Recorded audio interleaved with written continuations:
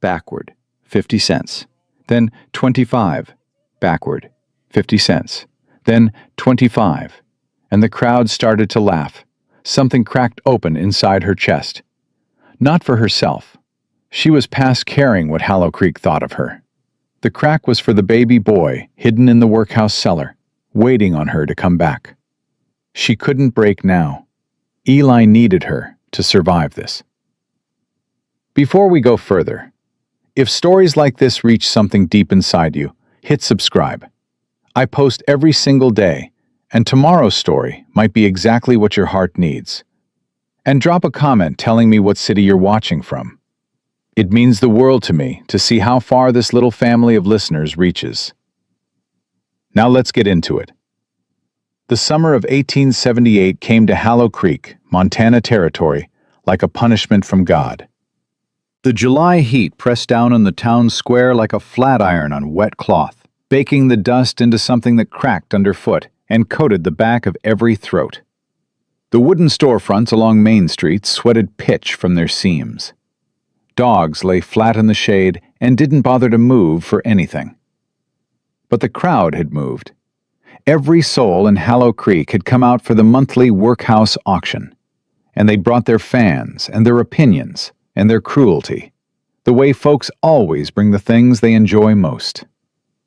Nora Beecham stood at the end of the line and kept her eyes on her boots.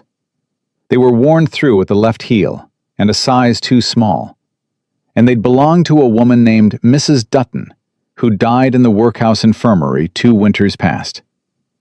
Nora had walked in them for 18 months, and they still didn't fit right. She focused on that discomfort now, the pinch at her toes, the scrape at her left heel, because it was something real and specific, and real specific pain was easier to manage than the wide-open humiliation of standing in a public square while strangers evaluated you like a horse at market. She was 19 years old. She weighed somewhere close to 200 pounds. She knew this because Superintendent Greer had weighed her on the grain scale 3 weeks prior and announced the number to the room. She had not cried then, either. Around her, the other workhouse girls stood straight and hopeful. Clara Finch, 16, with yellow hair and a delicate wrist. Anne Marie Dodd, 20, who sang in the church choir when she got the chance. Betsy Trout, who was plain but small, and therefore manageable in most people's estimation. One by one, the auctioneer called them forward, and they went, and the bidding happened, and they were claimed by bankers' wives and shopkeepers' families, and respectable households that needed a pair of willing hands. Nora watched each one go. She counted them the way she'd learned to count everything in the workhouse, methodically, without feeling, because feeling was a luxury that cost too much.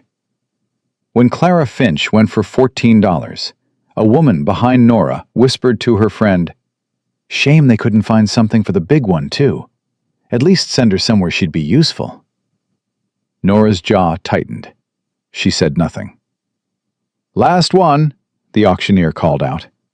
His name was Henderson, and he was a thin man with a red nose who usually enjoyed this work. He did not look like he was enjoying it now. He looked like a man being asked to sell something he already knew nobody wanted. "Nora Beecham, 19 years of age, strong back, used to heavy labor." He paused. Somewhere in the crowd, a man coughed. "Starting bid, $1. The silence that followed was not the polite silence of consideration. It was the silence of people deciding whether they even wanted to participate in the farce. Someone fanned themselves. A child tugged at his mother's sleeve and was hushed. $1 for a strong pair of hands, folks. Good with heavy work, the records say. Coal sorting, water hauling. 50 cents, a voice called, and it wasn't even an interested voice. It was a mocking one, the way boys throw rocks at an old fence just to see if it'll fall. Laughter skittered through the crowd. Nora's fingers curled at her sides. Her dark red hair had been braided back and pinned at the nape of her neck, and she could feel sweat gathering under the thick weight of it. Her dress, gray cotton, patched at both elbows, tight across her shoulders in a way that had always made her feel like she was being contained rather than clothed, clung to her back. Get $75? Folks, she's strong as an ox. That's not a bad thing in a work. 25 cents, another voice called, and more laughter. And this time it wasn't scattered. It was full, rolling, the kind that comes when a crowd realizes they're all allowed to participate in the joke. Nora's eyes burned. Don't, she told herself. Don't you dare. Not here. Not in front of them. She thought about Eli. She thought about his small, warm weight, the way he reached for her in the dark cellar of the workhouse where she'd been hiding him for 3 months. His black hair and his copper-brown skin, and the way he said, "nah," when he wanted her, which was the only word he had yet that meant something close to you. You specifically. Come back. She had found him on a February night in the middle of a snowstorm, in the alley beside the workhouse gate. His mother had made it that far, and no further.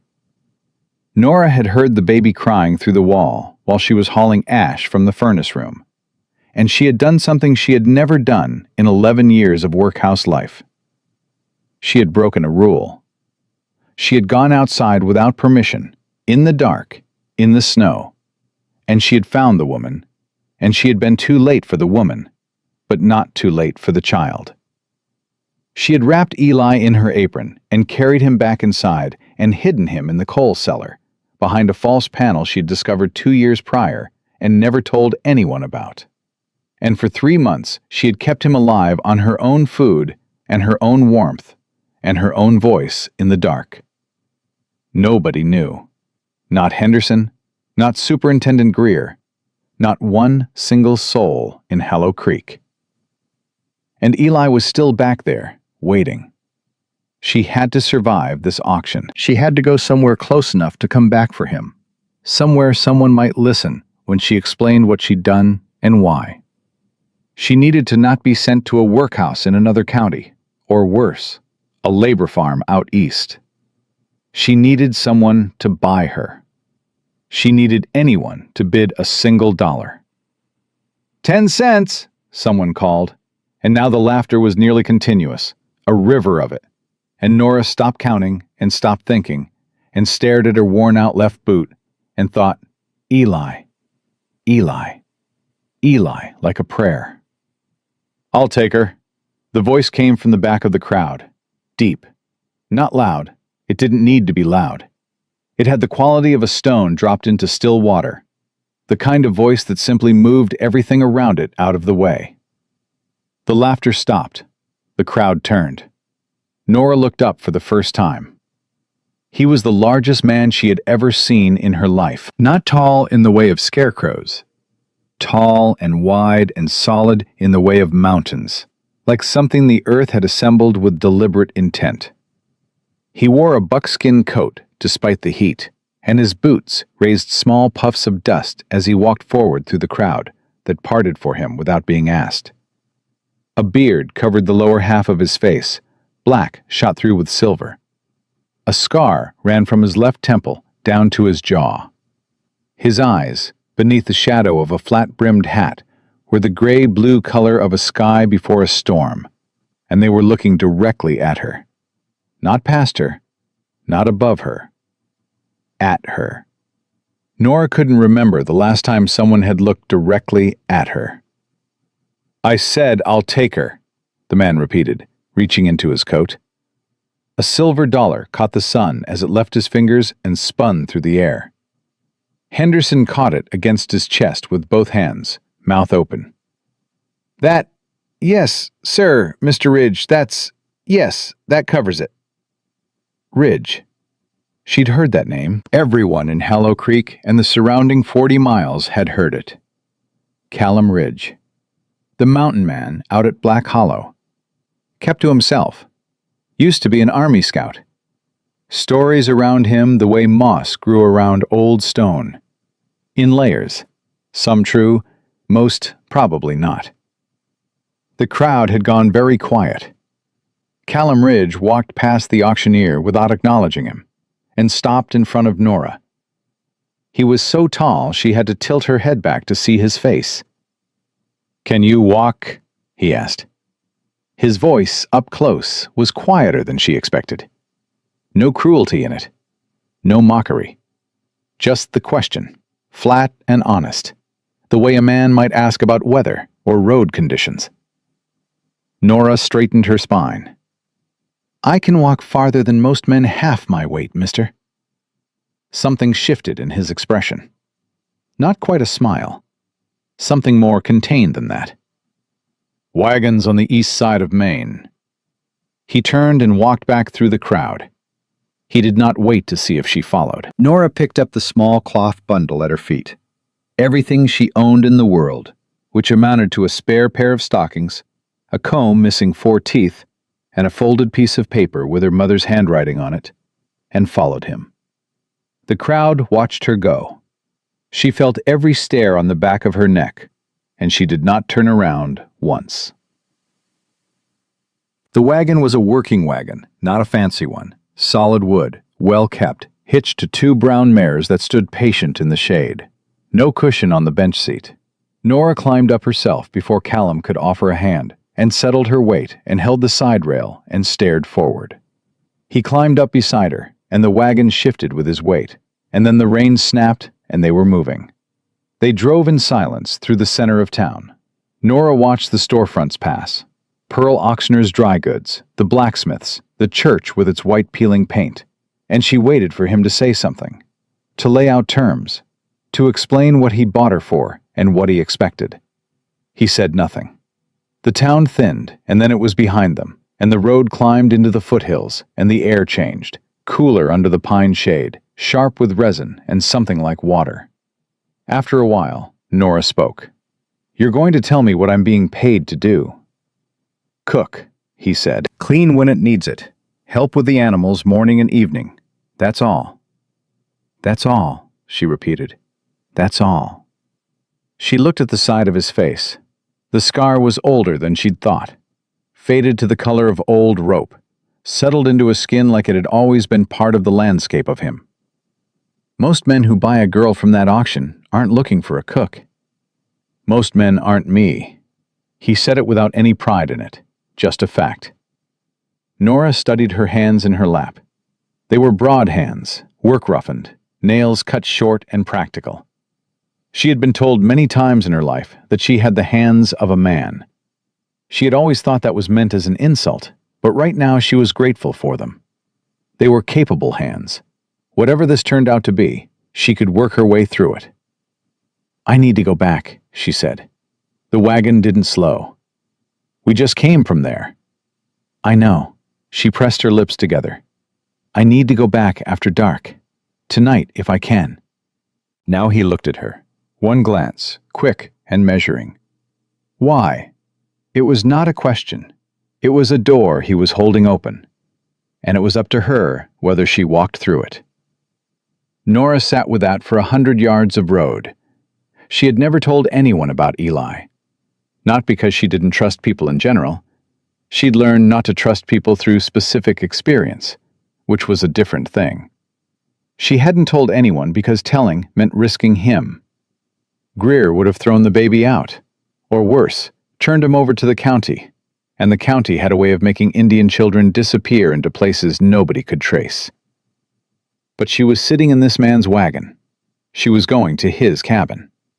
And Eli was alone in a coal cellar in July heat, and if she didn't come back tonight, he would...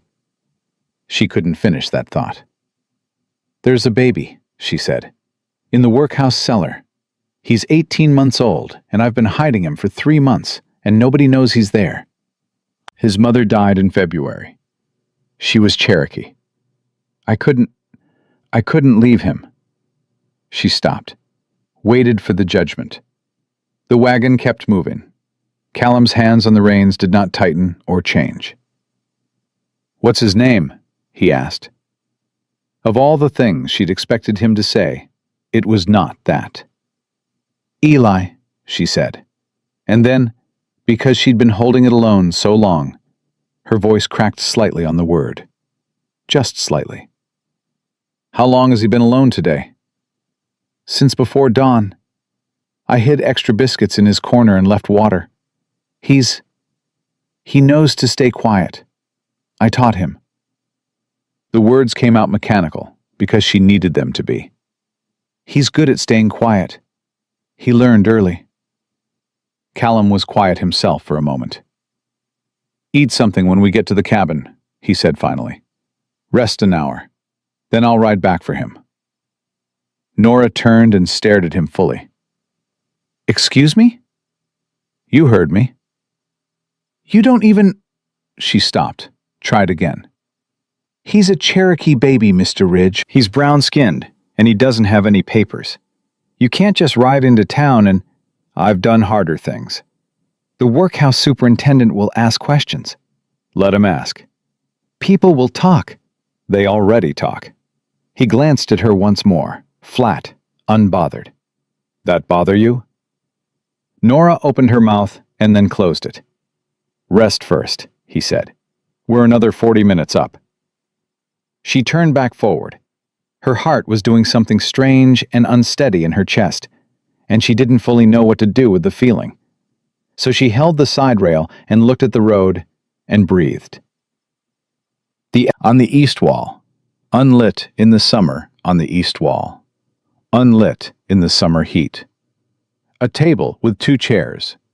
Shelves with jars and tools arranged with the kind of precision that came from needing to find things in the dark. A second room off the main space. Inside, a bed with a quilt, a small window, a braided rug on the floor. Nora stood in the doorway of that room for a long moment. "Yours," Callum said from behind her. She turned. "Where do you sleep?" He nodded toward a door on the opposite wall. "My room's there." She looked back at the bed. A real bed. She had slept in a workhouse bunk for 11 years, and before that, on her father's floor in a mining camp in Harrow County. And before that, she couldn't quite remember, which meant it had been a long time since she'd had anything that could be called her own. "There's water on the table," Callum said, "and bread. Eat." He went outside. She ate standing up because she didn't quite trust the chair yet. The bread was dense and good, made by someone who knew what they were doing with dough. She drank 2 full cups of water from the pitcher. She ate half the bread and wrapped the rest in the cloth it came in and set it in her pocket for Eli. Then she sat on the edge of the bed, just the edge, and she pressed her hands flat on her knees and she breathed. He said he'd go back for him. She didn't know why she believed him. She had no good reason to believe any man who bought a woman at auction. But there had been something in his voice when she told him about Eli. Not surprise, not judgment, not calculation, just attention. The focused attention of a person receiving information that mattered. She'd been in the workhouse long enough to recognize when a person was performing concern versus when they were actually listening. Callum Ridge had been listening. She was almost asleep, still sitting up, when she heard his boots on the porch steps. She came out of the bedroom and found him at the table, a saddlebag on the floor beside him, and a tin cup of coffee in his hand. He had taken off the buckskin coat. His arms, bare to the elbow where his shirt was rolled, were roped with old muscle and crossed with small scars, the kind you got from years of rough work or rough fighting, or both. He looked up when she appeared. "I'm ready," she said. "I'll come with you." "No." "He doesn't know you. He'll be frightened." "I'll bring something of yours." He looked at her hands. "Give me your apron." She looked down. She hadn't realized she was still wearing it. She untied it from her waist and held it out, and he folded it twice and tucked it into the saddlebag with the same methodical care he seemed to give everything. "He'll still be frightened," Nora said. "Kids usually are of me first time." He said it without self-pity, another fact. "He'll smell you on the cloth. That'll help him settle." "How do you know that?" He stood and pulled the saddlebag over one shoulder. "I had a dog once that went blind." That's how I learned to bring him home when he'd gotten lost." He paused at the door. "Bolt this behind me. I'll knock twice when I come back." "It'll be dark by the time you get there." "I know." "Superintendent Greer stays up late. If he finds Eli first—" "He won't." Callum opened the door. The summer evening lay gold and long across the yard, and his horse shifted in its traces by the fence post, already sensing it was wanted. He looked back at her once. "I don't leave things behind." He meant Eli. She understood that he also meant something larger, something she couldn't fully name yet. "2 knocks," she said. "2 knocks," he confirmed. And then he was gone, and the sound of hoofbeats faded down the trail, and Nora threw the bolt on the door and pressed her back against the wood and stood in the silence of the first place in 19 years that had ever felt like it might, possibly, if she was very careful, be safe. She didn't sleep. She sat on the chair by the fireplace with her knees together and her hands in her lap, and she waited. The summer dark came in full and thick and star-bright, and the pines around the cabin moved in a slow wind, and the horses in the small barn made their soft horse sounds. And somewhere, an owl decided something, and then went quiet. She counted her breaths the way she'd learned to count everything. She thought about Eli's face, the specific weight of him, the way he grabbed her braid with both fists when he was tired and used it like a rope to pull himself closer. "He's all right," she told herself. "He's all right. Callum Ridge went for him, and he's all right." The knock came just past midnight. 2 knocks, firm, measured. She was at the door before the echo of the second one faded. She threw back the bolt and pulled, and Callum stood on the porch in the dark. And in his arms, wrapped in a rough wool blanket, with his black hair wild and his face pressed into the curve of the man's shoulder, was Eli. The baby was asleep. His small brown fingers were curled around the edge of Nora's apron, which Callum had tucked against him. One fist, the apron, the other, the front of Callum's shirt. Grabbed in sleep, the way babies grab the nearest solid thing and hold on. Nora pressed both hands over her mouth. Callum stepped inside without a word. He sat down in the chair she'd been sitting in all night, and he held the sleeping baby with a steadiness that suggested he'd held something fragile before and knew how. He looked at Nora over Eli's black hair. "Got him," he said. The words were so simple. 3 letters. Nora sat down on the floor in front of the chair, cross-legged, and put her hands on Eli's small, sleeping feet and felt him breathe. And the thing she had promised herself not to do in front of cruel eyes, she now did in front of this man who did not seem cruel. And she cried without sound, just tears down her face in the firelight. And she did not look away, and she did not apologize. Callum Ridge said nothing. He didn't look away either. He just held the boy steady and let her cry. After a while, Eli stirred, opened his eyes, found Nora's face. "Nah," he said. She took him from Callum's arms and held him against her chest, and he settled immediately, completely, the way he always did, boneless with trust. "There was something else," Callum said. His voice had changed, a different quality to it. Careful, the way a man sounded when he was about to deliver something hard. Nora looked up. He reached into his coat and withdrew a folded paper, and he held it in both hands for a moment before he set it on the table between them. She could see from where she sat that it bore a heavy official seal. Red wax. A signature at the bottom in black ink. "Found it posted at the workhouse gate," Callum said. "And at the general store. And at the sheriff's notice board on Main Street." He turned it so she could read the top line. "By order of Judge Harlan Moss, Hallow Creek Territory. Notice of ward claim. Mixed blood child, male, approximately 18 months. Any person with knowledge of said child's whereabouts is compelled by law to report same to the court no later than July 22nd. The date at the top of the notice was today. Nora read it twice. The words blurred and then sharpened. "He already knew," she whispered. "Seems like." "How?" It wasn't a question. Her mind was already moving. "I never told anyone. Not one person knew about Eli. How did Moss—" "I don't know yet." Callum's jaw was set. "But it wasn't posted yesterday. That paper's been weathering a week at least, which means somebody in that workhouse knew before today."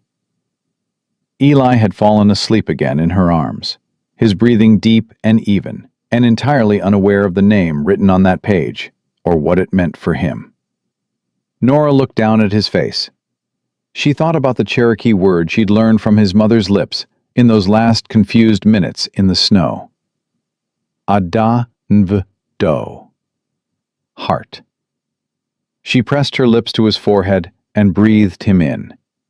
When she looked up, Callum Ridge was watching her with those storm-gray eyes, and she could see him thinking, working through something behind that careful face. And whatever he was thinking, he was not afraid. "They'll come here," she said, "when they don't find him at the workhouse. They'll come here." "Let them come," Callum said. "Moss has the law on his side."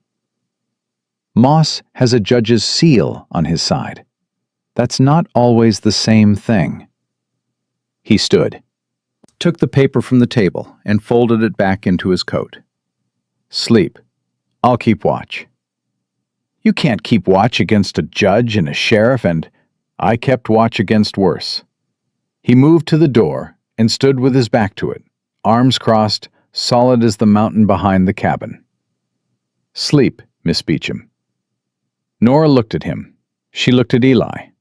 She thought about 11 years in the workhouse and 24 hours of auction, and $1 single.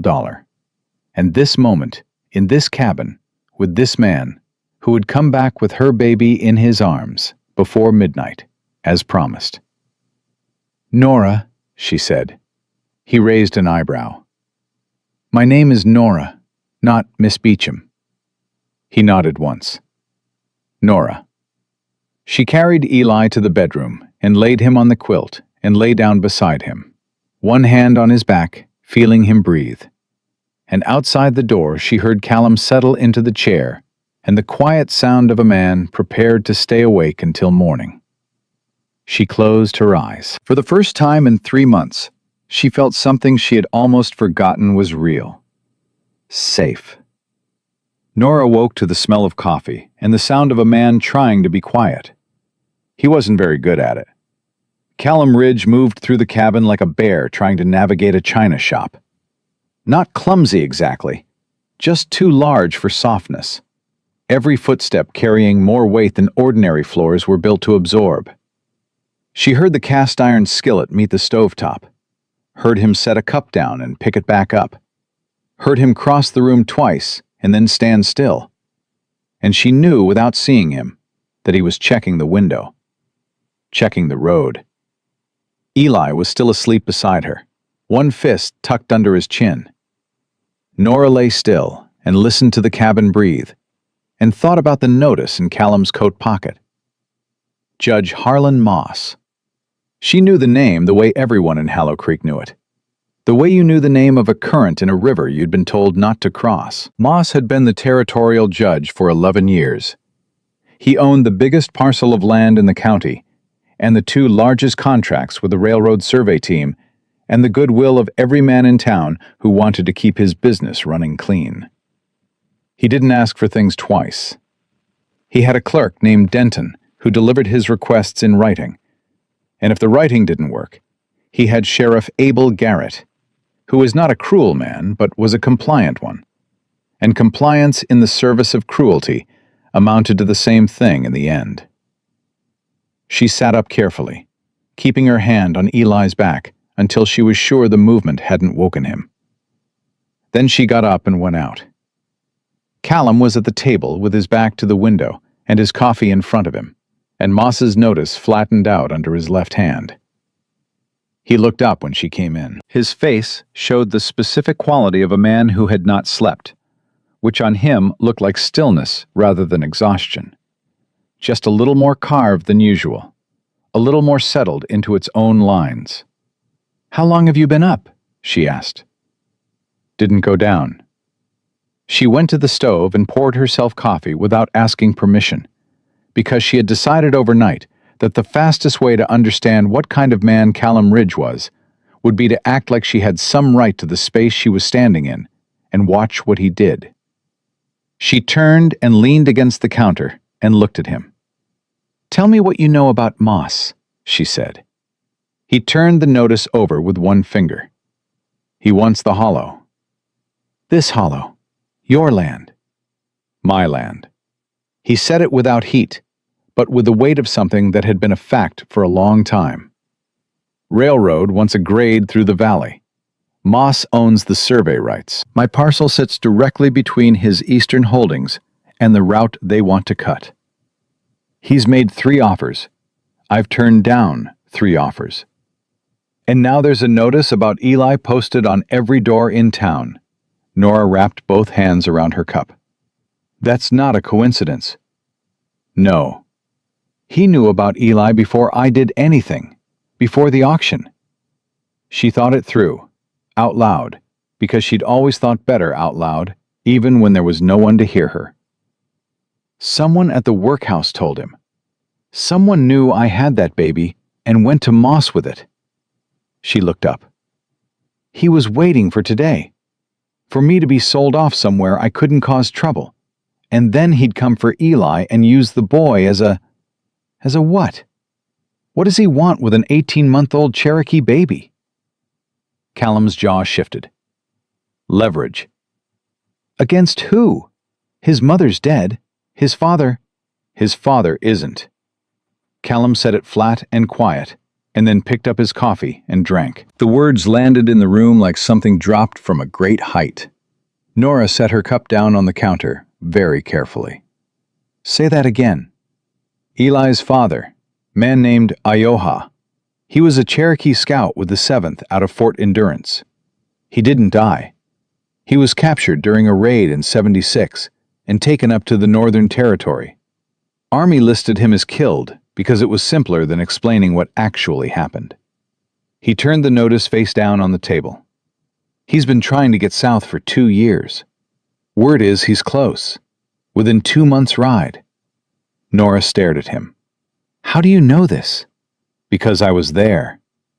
He didn't look away from her. I was the scout commander who listed him wrong. The kitchen was very quiet. Outside, one of the horses shifted in the barn. A bird started up somewhere in the pines and then stopped. You listed him as killed, Nora said slowly. I did. Why? Because my commanding officer wanted the incident buried, and I was 26 years old and afraid of my commanding officer. He put both hands flat on the table. I have not been afraid of that man or any man since. But I cannot take back what I wrote. Nora looked at him for a long moment. She thought about what it cost a man to say that to a woman he'd known for less than 1 day. She thought about the way he'd sat in that chair all night with her baby in his arms without being asked. Moss knows about Ioha, she said. Moss knows about everything that moves in this territory. That's how he operates. Callum stood, and the table seemed smaller with him away from it. If Ioha comes south and finds his son, he's got standing under 3 separate treaties to claim land in this valley. The railroad can't grade through sovereign adjacent territory without federal approval. That kills Moss's contract. So he takes the baby. Ioha has nothing to claim land for. No family, no established settlement. And a grief-wrecked man alone is a lot easier to move around than a father with a child and a legal argument. Nora's hands had gone cold around the coffee cup. She set it down entirely. We have to move Eli. Not yet. Not yet? Her voice came up. Callum, that notice says the 22nd. That's 4 days. He was already moving to the window, Not to look out. She'd learned in 12 hours that he did that when he was thinking, used his body to organize his mind. Running looks like guilt. Running with an Indian child looks like theft. I go to the sheriff with that child. I'm handing Moss exactly what he wants. He turned back. I need 3 days. For what? To find Silas Drum. She didn't know the name, and her face said so. Old Silas was with me at Fort Endurance in '76. He was there when I wrote that report. He's the only other man alive who knows what that document actually said before I changed it. He paused. He's been drinking himself to death in a mining camp outside of Copper Falls for 2 years. But he's alive, and if I can get him sober long enough to sign an affidavit, that's your plan? Nora said it without judgment, just needing to hear it out loud. Find a drunk old man and convince him to testify against a territorial judge. Yes. In 3 days. Yes. She thought about it. She thought about the alternative, which was running with an 18-month-old in July heat through mountain territory toward a jurisdictional border that might not help them even if they reached it. What do I do while you're gone? She asked. Stay inside. Don't answer the door for anyone except Reverend Briggs. He's the only man in Hollow Creek who Moss can't buy or threaten. He crossed to the shelf above the fireplace and took down a rifle that had been sitting there so naturally she hadn't registered it as a weapon until now. He set it on the table. You know how to use one of these? Nora looked at the rifle. She looked at him. I grew up in a mining camp and a workhouse. I know how to use a rock. The corner of his mouth moved, just barely. Close enough. He pushed the rifle toward her. Don't open that door. She put her hand on the stock. The wood was warm from sitting in the morning light, worn smooth from years of handling. She could feel the solidity of it, the specific weight of something built to be reliable. Callum. She stopped him at the door with just his name, and he turned. She looked at his face and thought about everything he'd just told her. The listing, the report, the 2 years of a man carrying something he couldn't put down. When you find Silas, when you get the affidavit, that puts your own conduct in front of a court. I know. You could lose this land on your own record, even if you win the argument about Eli. I know that too. Then why? Because it's right. He said it the way he said everything, without decoration, without asking her to be impressed by it. Just a fact, the same way the mountains were a fact. And because that boy in there deserves his father, if his father's coming. He went out. She stood at the window and watched him ride until the trees took him. And then she turned back to the cabin, and the rifle on the table, and the sleeping child in the back room, and the 4 days between now and the 22nd. And she picked up the rifle and checked the load the way her father had shown her when she was 7 years old in a mining camp in Harrow County. And she sat down in Callum's chair with it across her knees. She was going to need it. Eli woke an hour later, and the world contracted to the immediate and manageable. His hunger, his confusion at new surroundings, the way he pressed himself against Nora's side and looked at everything with those serious, dark eyes that had always made her feel like he was older than his body suggested. It's all right, she told him. We're all right. He didn't look entirely convinced, but he ate the bread she gave him and drank the water. And after a while, he found the corner of the braided rug and began systematically pulling at its edge, which was what he did when he was thinking through something. And Nora watched him and felt the specific love that had no logic to it, the kind that arrived complete and unasked for, and simply was. She was on her second cup of coffee, Eli asleep again in the back room, when the knock came at the door. Not 2 knocks, 3, spaced evenly. The knock of a man who'd been knocking on doors his whole professional life and had a particular rhythm to it. Nora was on her feet and across the room before the echo of the 3rd knock faded, the rifle in both hands. "Who is it?" she said. "Reverend Amos Briggs." The voice was old, dry. Patient, the way old voices got when they'd said a lot of words over a long time and learned which ones mattered. Callum Ridge asked me to look in on you. I've got biscuits for Mrs. Lundgren, and the intelligence that you should hear before noon. She hesitated with her hand on the bolt. Then she remembered Callum's words. The only man in Hallow Creek Moss can't buy or threaten. And she threw it back. He was 70 if he was a day, with a face like a topographical map and eyes sharp and dark as a crow's. He wore a black coat that had survived more summers than she'd been alive, and carried a Bible under one arm and a cloth-wrapped bundle under the other that smelled like butter and hot flour. He looked at the rifle in her hands with complete equanimity. You going to point that somewhere else, or should I be concerned about my immortal soul? Come in, Nora said. He came in. He sat in the chair across from Callum's without being invited, set the biscuits on the table, and looked at her with those crow-sharp eyes. You're the workhouse girl. I'm Nora Beecham. Nora Beecham. He turned it over like he was deciding if it was a good name. Apparently he decided it was, because he nodded. The baby, is he? Asleep. He's fine. Good. He folded both hands on his Bible. Here's what you need to know before noon, Miss Beecham. Sheriff Garrett was at the workhouse this morning before 7 o'clock. Superintendent Greer told him the baby was gone, and he didn't know anything about it, which is likely true. Garrett spent an hour questioning the other workhouse women. He paused. One of them talked. Nora's stomach dropped. Which one? Woman named Price. Agnes Price. She was on the night rotation in the coal stores. She saw you go in and out of that cellar for 3 months, and she put it together, but never said anything until Garrett showed up this morning with official papers and Moss's name on them. He watched her face.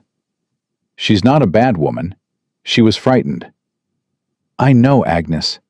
Nora's hands tightened on the rifle. I don't blame her. She meant it and didn't mean it in equal measure, the way you could hold two true things about a person at once. What did she tell him? That you'd been caring for the child. That you called him Eli, and... The Reverend hesitated, the first time since he'd sat down. That she'd heard you say his mother's name once, when you were talking to him in the dark. Selu. The name of Eli's mother, in Nora's own voice, said in what she'd thought was complete privacy, in the dark, to a baby who couldn't report it. Selu was Ioha's wife, Nora said. I know who she was. He said it quietly, and there was something in it that told her he'd known the woman, or known of her, and that it mattered to him. Garrett will have a name to take to Moss by midday. Moss will have a federal wire out by afternoon. He's going to claim the child as a ward of the Territorial Court under the Mixed Heritage Guardianship Act of 1872, which is a piece of legislation so twisted it barely deserves the name. But it has teeth. He looked at her steadily. He'll be here before dark tomorrow, not the 22nd. Callum's timeline just got cut in half. Nora stood up. She couldn't help it. Her body needed to be vertical for this information. I need to get word to Callum, she said. I sent a rider to Copper Falls 20 minutes ago. Best man on horseback in 3 counties.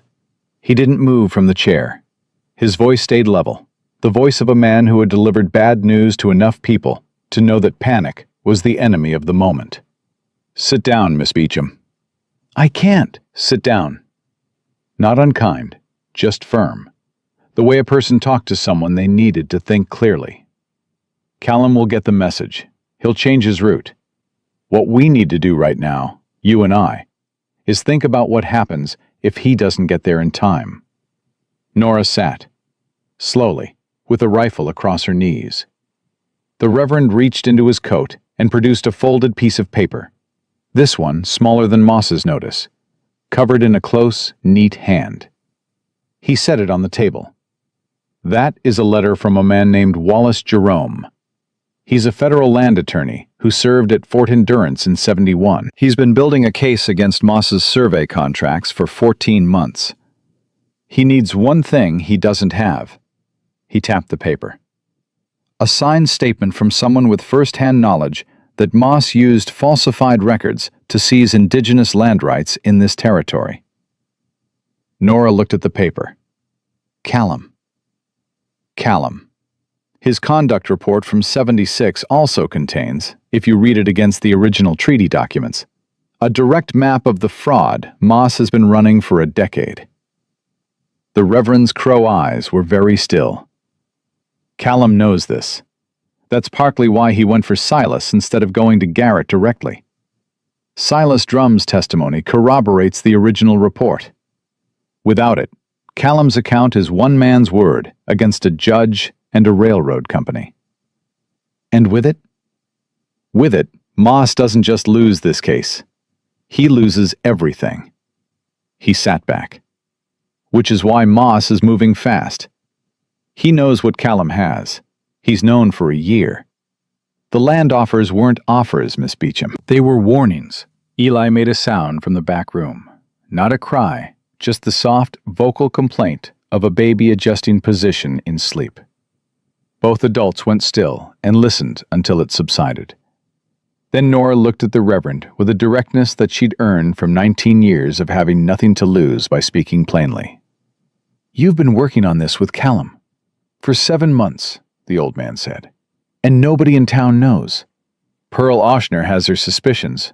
She keeps them to herself because she's a smart woman who understands which battles can be won and how." Nora thought for a moment.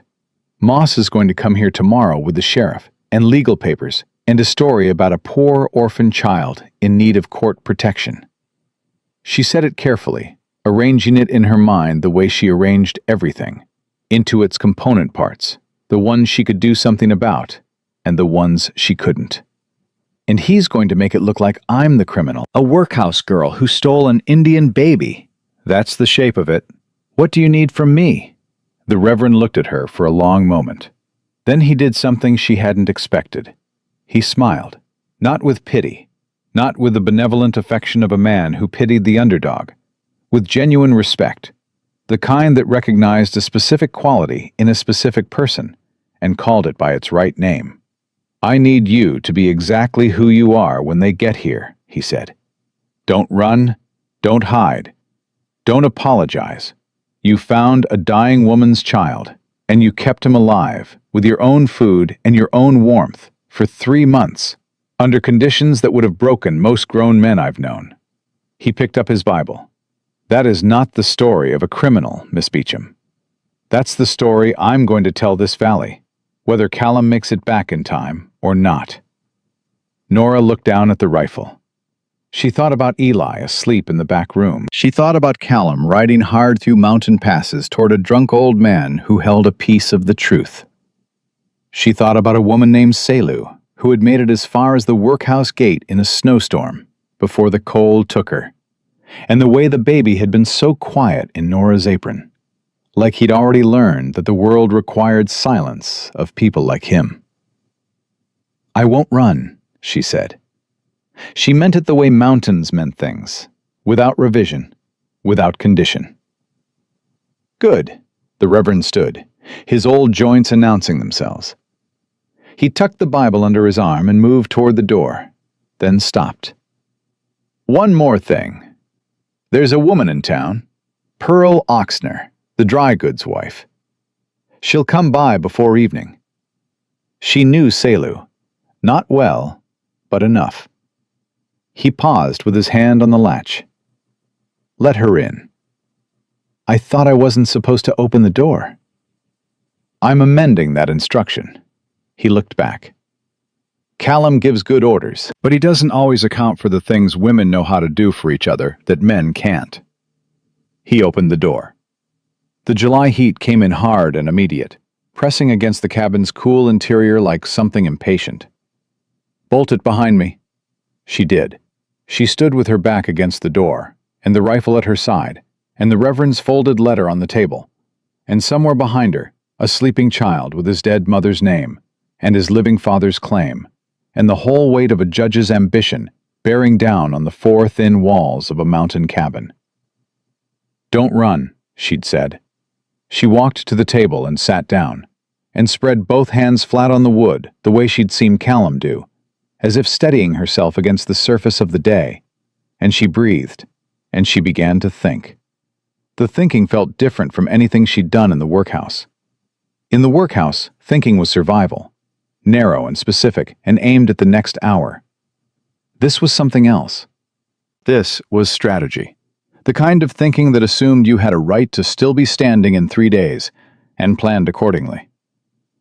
She was still planning when Eli woke and came toddling out of the back room with his hair wild and her apron dragging behind him across the floor. And she looked at him, and something unlocked in her chest that she hadn't known was locked. "Come here," she said. And he came, and she lifted him into her lap and held him against her broad chest and felt him settle. Outside, the summer pressed hard against the walls of Black Hollow Cabin. Somewhere down the mountain, a judge was signing papers. Somewhere north, a man was riding hard against a clock neither of them had started. Nora Beecham held the boy and waited. She had gotten very good at waiting.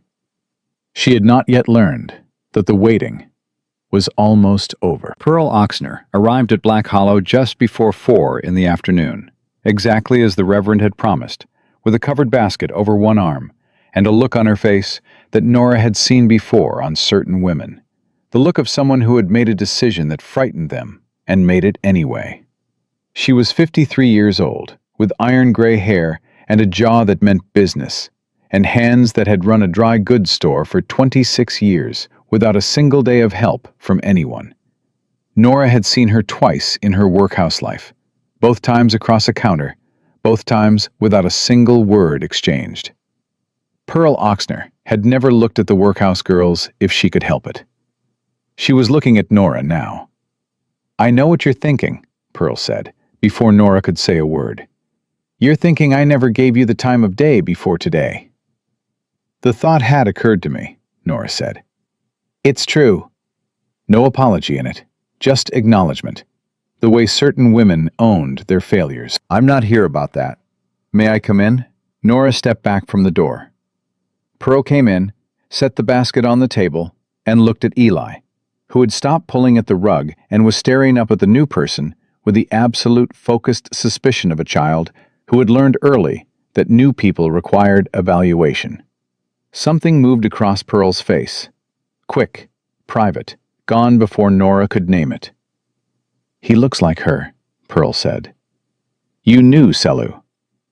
"She came to my store 3 times last winter. Traded beadwork for flour and salt pork. She didn't speak much English, and I don't speak a word of Cherokee.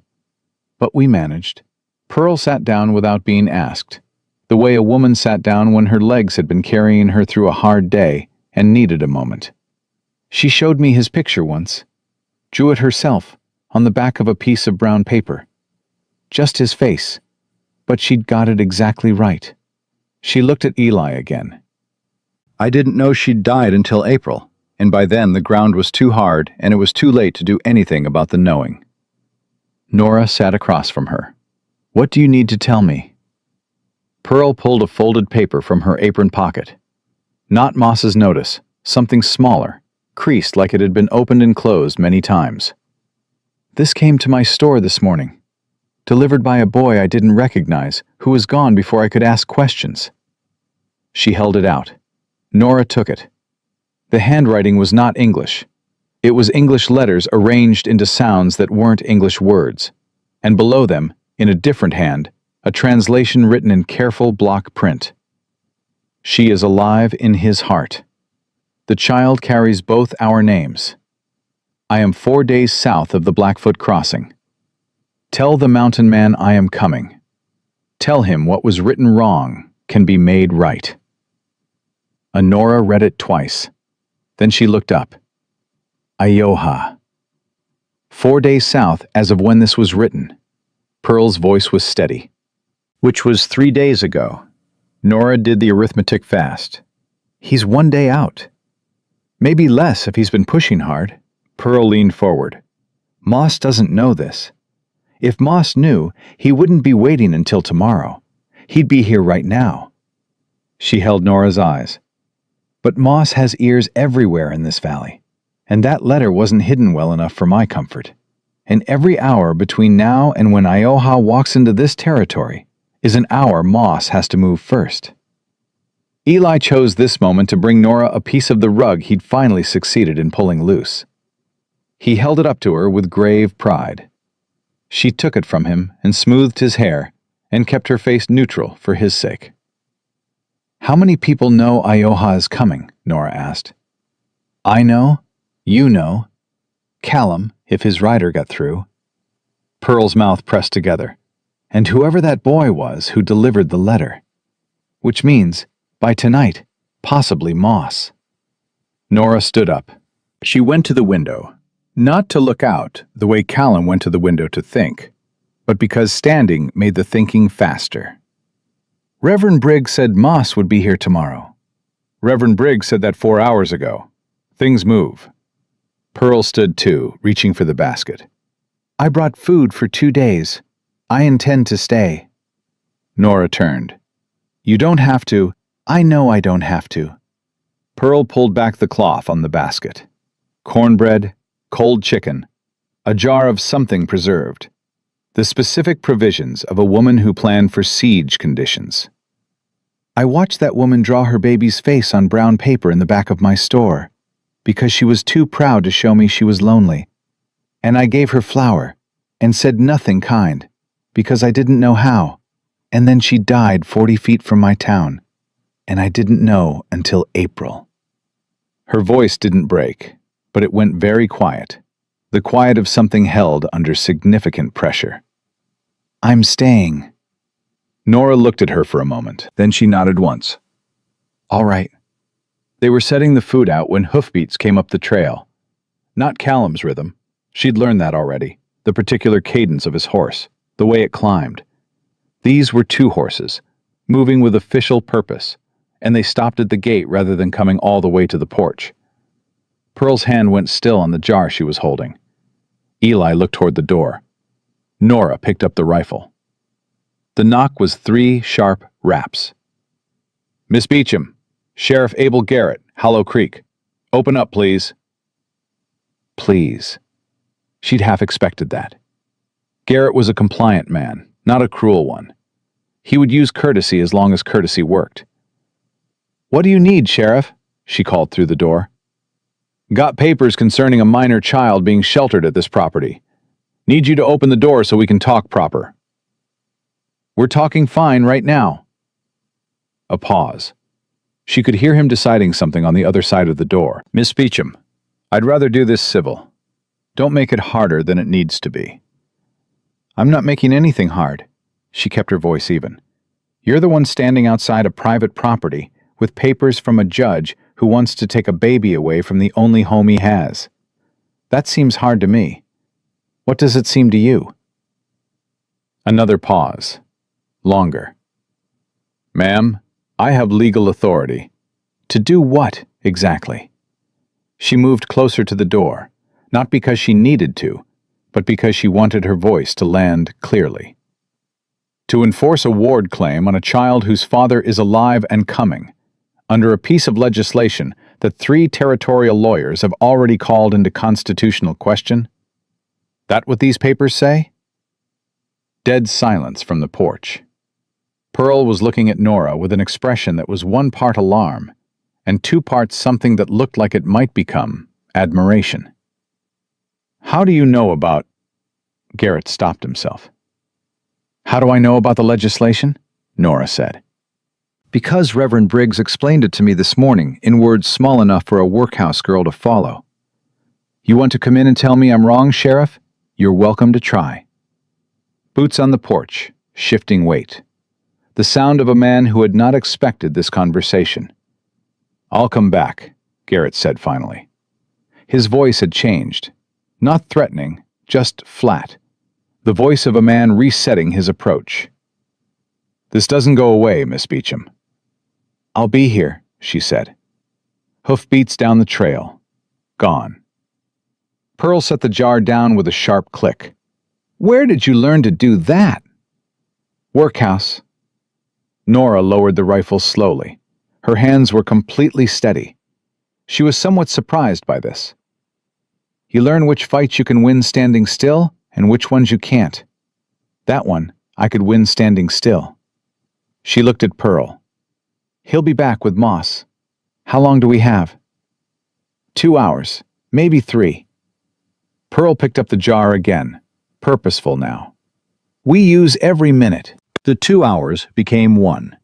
Moss arrived at Black Hollow Cabin at 6:30 in the evening, with Sheriff Garrett at his right hand, and 2 men Nora didn't recognize at his left. And he did not knock the way Garrett had knocked. He knocked the way a man knocked who had never in his professional life been told no, and expected that record to hold. Nora had Eli in the back room with Pearl, who had instructions to keep him quiet and not come out under any circumstances. She had the rifle. She opened the door. Judge Harlan Moss was waiting for her.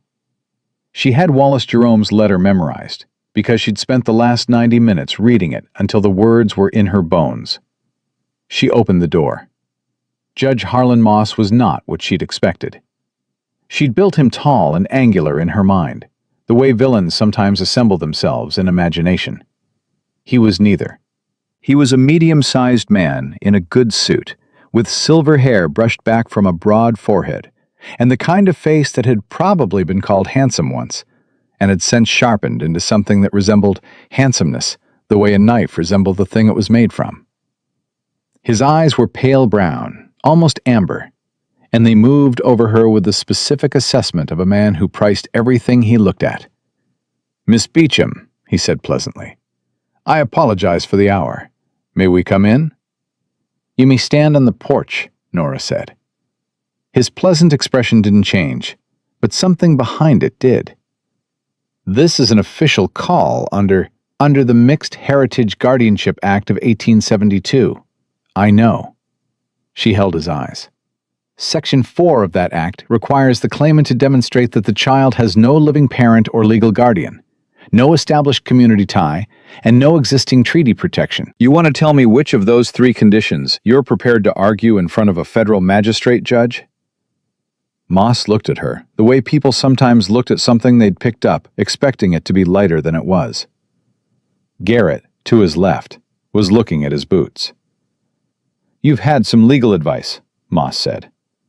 "I've had some legal advice. From Callum Ridge. From Reverend Briggs." She let that land, and watched it land, because she saw in the small tightening around Moss's eyes that Briggs' name meant something specific to him, and not something comfortable. "Anything you want to say to me in front of that man's name attached to it, Judge?" A beat of silence. One of the men behind Moss shifted his weight. Garrett had gone completely still. "The child is a ward of this territory," Moss said, and the pleasantness was gone now, replaced with something colder and more honest. "His mother is deceased, his father's status is unknown, and he has been harbored illegally by a workhouse laborer with no legal standing to claim guardianship of any child. That is the law as it stands in this territory today." "His father's status," Nora said, "is not unknown." She watched the amber eyes. She saw the moment he decided she was bluffing.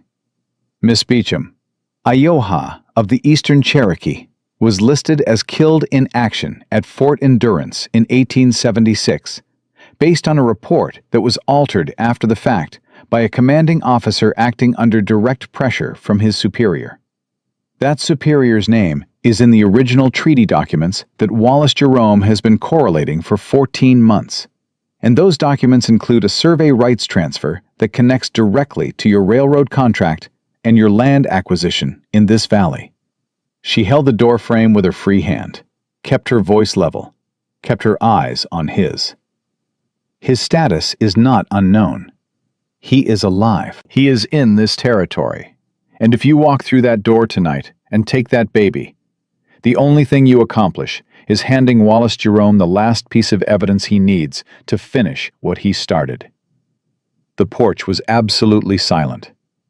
Somewhere in the back room, Eli made a small sound, the half-vocal murmur of a child on the edge of sleep. Everyone on the porch heard it.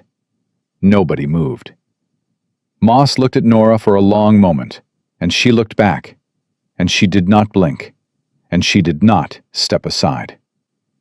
"You have 24 hours, Moss said finally, and his voice had gone to ice. "After that, I come back with federal deputies and a warrant that no reverend and no Dead Scouts paperwork can touch. Are we clear?" "We're clear," Nora said. He turned and walked off the porch. Garrett followed without meeting her eyes. The two unnamed men went last, and one of them looked back at her once, and she couldn't read his face.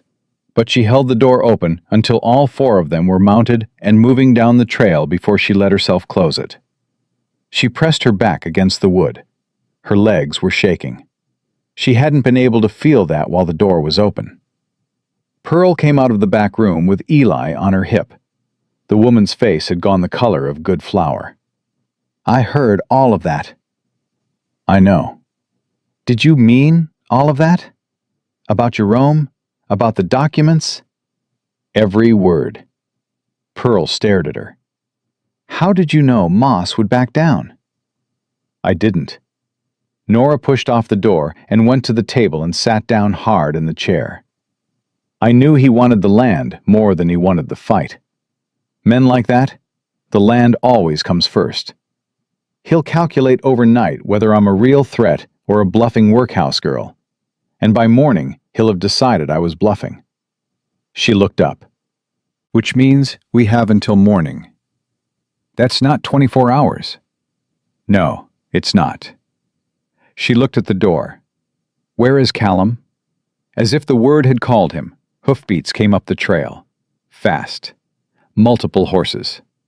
Nora was on her feet with the rifle before the sound resolved itself, and Pearl had pressed Eli to her shoulder with both arms, and then the knock came. 2 knocks, firm and measured, and Nora crossed the room in 3 steps and threw the bolt. Callum stood on the porch. Beside him stood a man who had to be Silas Drum, because he was old and weathered and had the specific look of a man recently pulled from somewhere dark and reintroduced to sunlight. Blinking, unsteady, but present in his eyes in a way that mattered.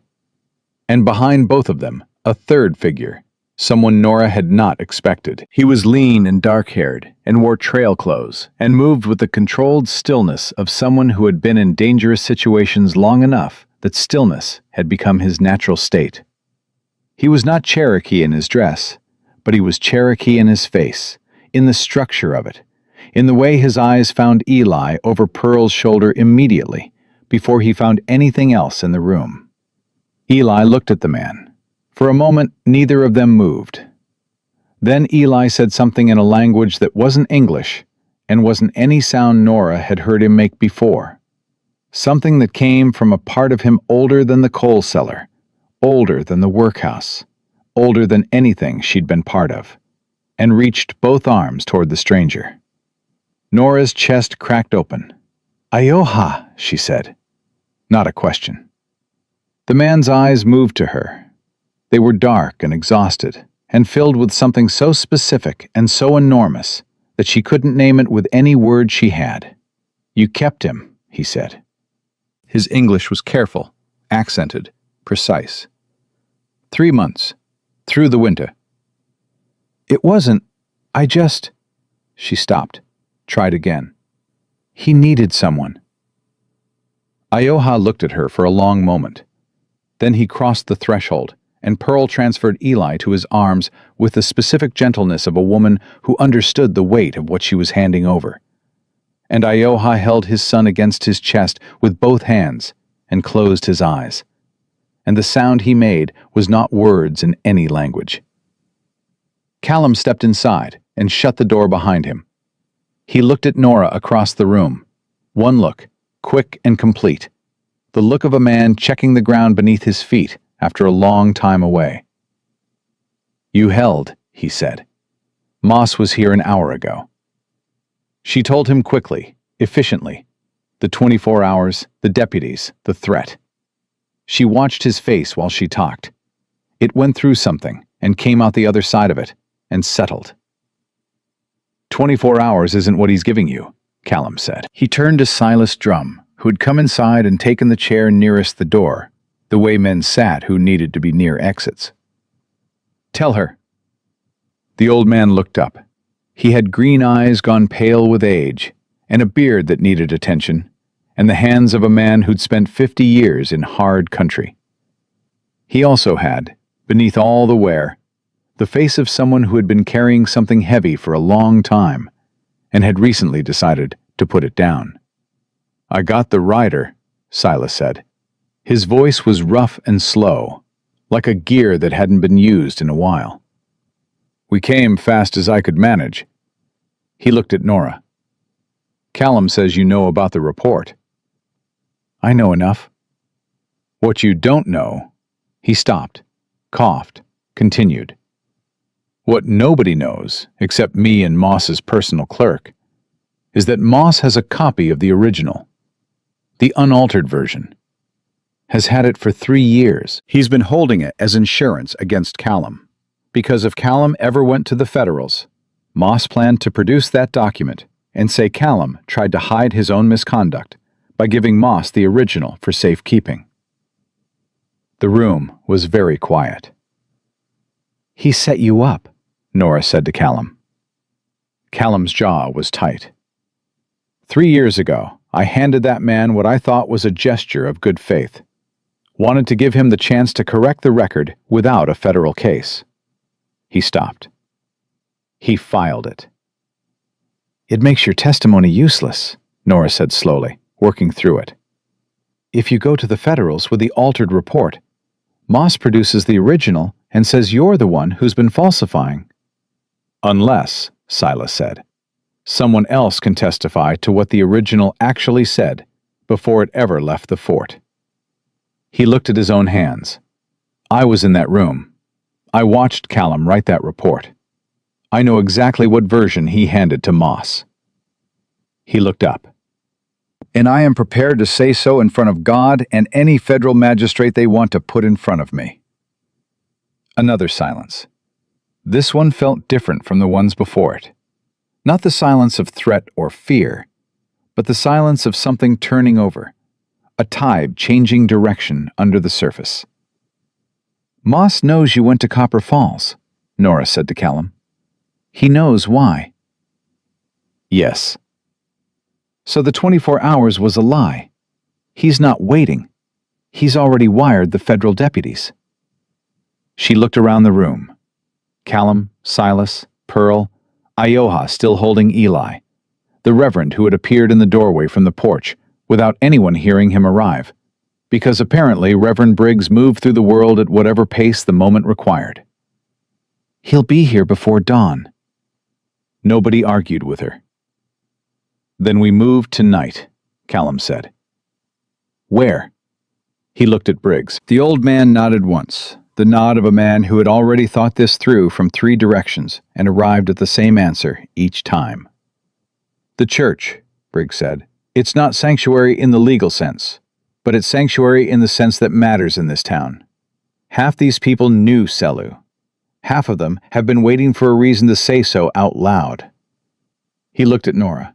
"You said something tonight on that porch that I believe this town needs to hear." "I said it to keep Moss off balance," Nora said. "You said it because it was true." Briggs stepped fully inside, and he had the Wallace Jerome letter in his hand. And he had something else. A second document. Newer paper. Fresh ink.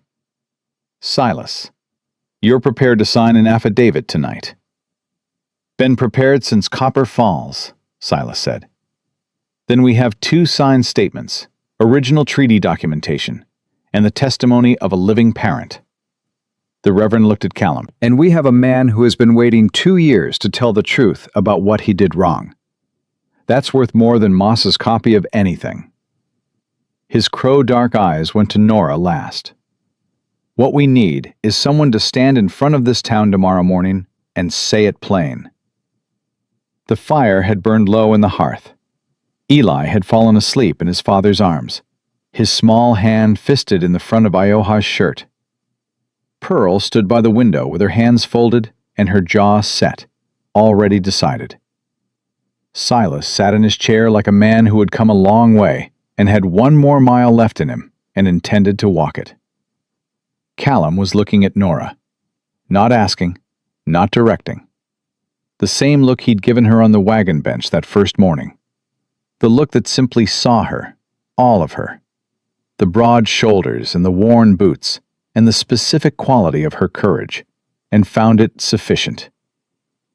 Nora thought about 11 years of keeping her head down. She thought about every time she'd been told to be invisible, to be small, to take up less space, to want less, to say nothing when cruel things were said in front of her because she had no standing to object. She thought about Selu drawing a baby's face on brown paper because she was too proud to show how lonely she was. She thought about Eli's voice saying "nah" in the dark of the coal cellar. The only word he had for you specifically. Come back. All right, she said. Just that. The same way Callum said things, without decoration, without asking anyone to be impressed. She picked up the rifle and set it against the wall and turned toward the door. Let's go, she said, before dawn gives Moss's window. They moved through the dark in two groups. Callum took the trail road with Silas and the affidavit, moving slow enough for the old man's horse, fast enough to matter. Ioha went with them, Eli wrapped against his chest in Nora's apron, asleep and entirely unaware that the fate of his life was being decided in real time by people who'd known him for various lengths ranging from 3 months to 18 hours. Nora went with Pearl and the Reverend on foot, cutting through the back property line, through the gap in the fence that Pearl had been using as a shortcut for 20 years without ever once mentioning to her husband. The night was warm and thick with cricket sound and the smell of dry summer grass. And Nora walked fast with a Wallace Jerome letter folded inside her dress and her jaw set and her heart going at a pace that had nothing to do with the walking. You know what you're going to say? Pearl asked, keeping up beside her stride for stride. No, Nora said. Good, Briggs said from her other side. Prepared speeches sound like prepared speeches. Say what's true and say it plainly. I've never spoken in front of a crowd in my life. Yes, you have. You spoke to Moss on that porch tonight, with 4 armed men watching. That was different. I was standing still. Standing in front of people is standing still, Briggs said. The only thing that changes is the number of people looking. Nora thought about this, and decided it was either very wise or completely useless, and she couldn't tell which until she was in the room. The church sat at the north end of Main Street, with its peeling white paint and its bell that everyone in Hallow Creek had been hearing since childhood. And the Reverend went up the front steps and unlocked it, and the 3 of them went inside. And Briggs lit 2 lamps, and the space came up around them. The pews, the rough-hewn pulpit, the window glass that was wavy with age and caught the lamplight and threw it back in pieces. How long before Callum gets here? Nora asked. 20 minutes, Briggs said. Maybe 30. And before Moss figures out nobody's at the cabin? Depends on when he sent his men. Pearl had already moved to the church door and was looking up the street. If he sent them right after he left Black Hollow, could be an hour, could be less. Nora did the arithmetic. It was the same arithmetic it had been at the cabin, just with less margin. We need people here before Moss's deputies arrive. Once the Federals walk in with warrants, it becomes a legal proceeding, and a crowd doesn't help. A crowd changes what people are willing to do, Briggs said, including Garrett. Garrett won't cross Moss. Garrett won't cross Moss alone, Briggs corrected. That's a different condition. He moved to the bell rope at the back of the church, looked at it, looked at Nora. Once I pull this, there's no going back. Everyone in 4 blocks wakes up and comes to their door wanting to know what's burning. Pull it, Nora said. He pulled it. The bell rang out over Hallow Creek in the summer dark, and it was not the gentle Sunday morning ring of call to worship. It was the hard, repeated, urgent ring of something happening that required attendance. And every person who heard it came out of their house in various states of dress, with a specific alert expression of people who lived in a small town and understood that a midnight bell was everyone's business. They came in ones and twos, and then in groups. And within 15 minutes, the pews were a quarter full and filling, and Nora stood at the front of the church near the pulpit and watched them come and felt the full weight of what she'd said yes to settling onto her broad shoulders, like something she'd been carrying toward this moment her whole life. Pearl materialized at her elbow. "Agnes Price is here," she said quietly. Nora turned. Agnes was in the fourth pew from the back, a thin woman with gray-streaked hair and the face of someone who had been crying recently. She was looking at Nora with an expression Nora recognized because she'd worn it herself. The expression of someone who had done a thing they couldn't undo and was waiting to find out what it was going to cost them. Nora walked back through the filling pews and stopped at Agnes's row. Agnes flinched, then straightened. "I told Garrett about the baby," she said, before Nora could speak. "I know I shouldn't have. I knew what you were doing with that child, and why. And I kept it quiet for 3 months, and then I got scared, and I—" Her voice broke. "I'm sorry, Nora. I truly am." Nora looked at her for a moment. Agnes had given her an extra blanket once in the coal stores during a February freeze, without being asked and without comment. She'd pretended not to notice when Nora took a double portion of biscuits 3 mornings running during Eli's worst sick week. She was not a villain. She was a frightened woman who had done what frightened people did. "I need you to tell this room what you told Garrett," Nora said. Agnes blinked. What?" "What you saw. What I was doing with Eli, and why. I need this room to hear it from someone who isn't me." She held Agnes's eyes. "Not the version you gave Garrett, the true one. The one you've known for 3 months." Agnes stared at her. Then she looked at her own hands, and something in her face went through a change that Nora had seen in a few people over the course of her life. The specific change of a person deciding to be braver than they thought they were. "All right," Agnes said. Nora went back to the front of the church. The pews were half full now. She recognized faces. The blacksmith, 2 of the women from the church choir, the man who ran the feed store, the school teacher, Miss Webb, who had never acknowledged Nora's existence in 19 years, but was sitting in the 3rd row, with her hands folded and her face attentive. A handful of men who worked the mine shifts, still in their work clothes, lamp blackened. Children who'd been brought by parents who didn't want to leave them home alone. And in the back, just inside the door, Sheriff Abel Garrett. He'd come without Moss, without his deputy. Just himself, hat in hand, standing against the back wall with the expression of a man trying to determine which direction the wind was going before he committed to a heading. Nora noted him and filed it and turned back to the room. The door opened again, and Callum came in with Silas and Ioha, Eli still asleep against his father's chest. And the room reacted to them the way rooms always reacted to Callum Ridge, with a silence that spread outward from his entrance like rings in water. Then the silence shifted as people registered Ioha and then Eli, and then whatever each person's face did with that information was its own small story. Callum found Nora's eyes across the room. She straightened her spine. Briggs moved to the pulpit. "Thank you for coming," he said, and his voice had the particular quality of a man who'd been filling rooms with it for 50 years and knew exactly how much force it needed. "I'll be brief, because time is a factor tonight.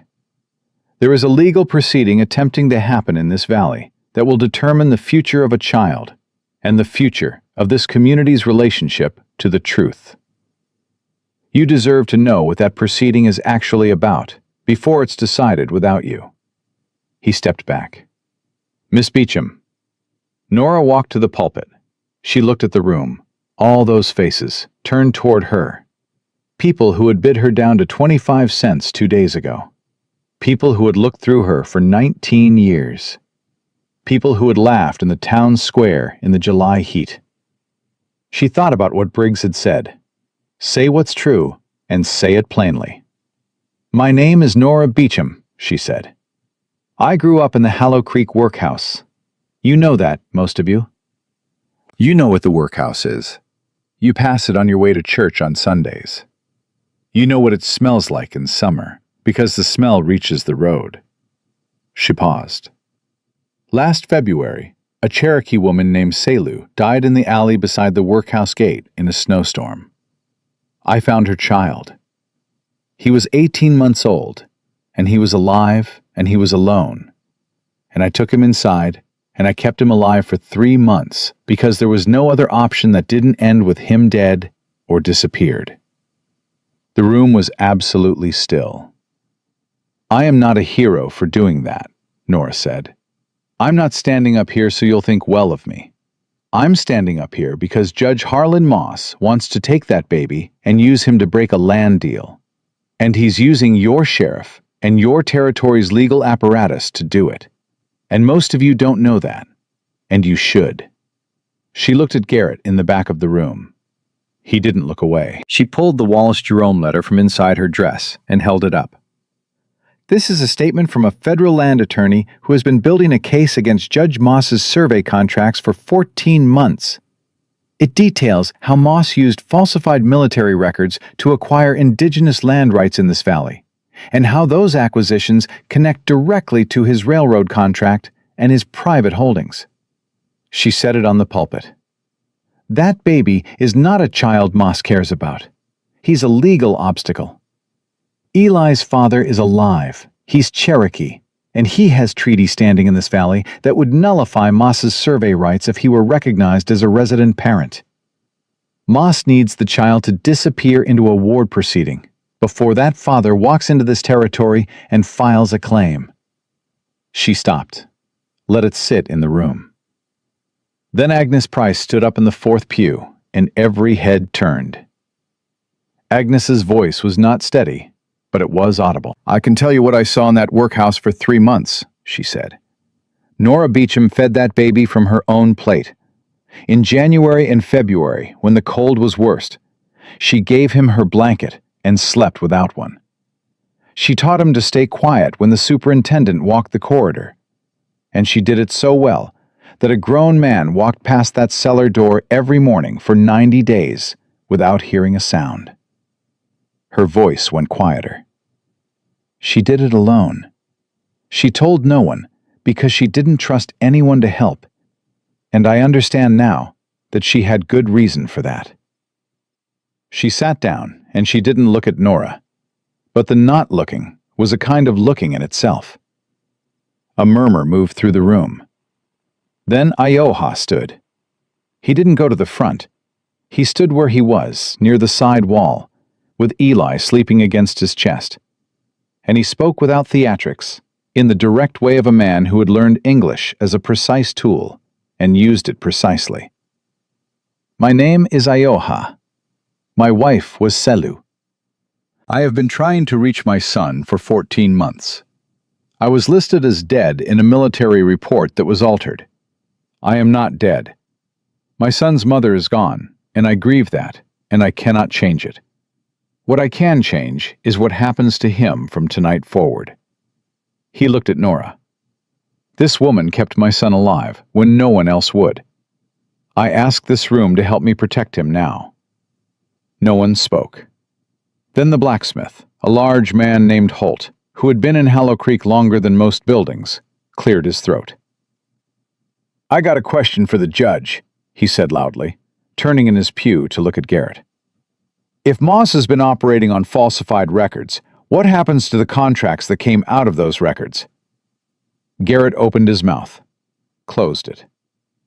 "They're void," said a woman in the second row, Miss Webb, the schoolteacher, in a voice so clear and certain that several heads turned. "A contract built on fraud is unenforceable. That's basic law."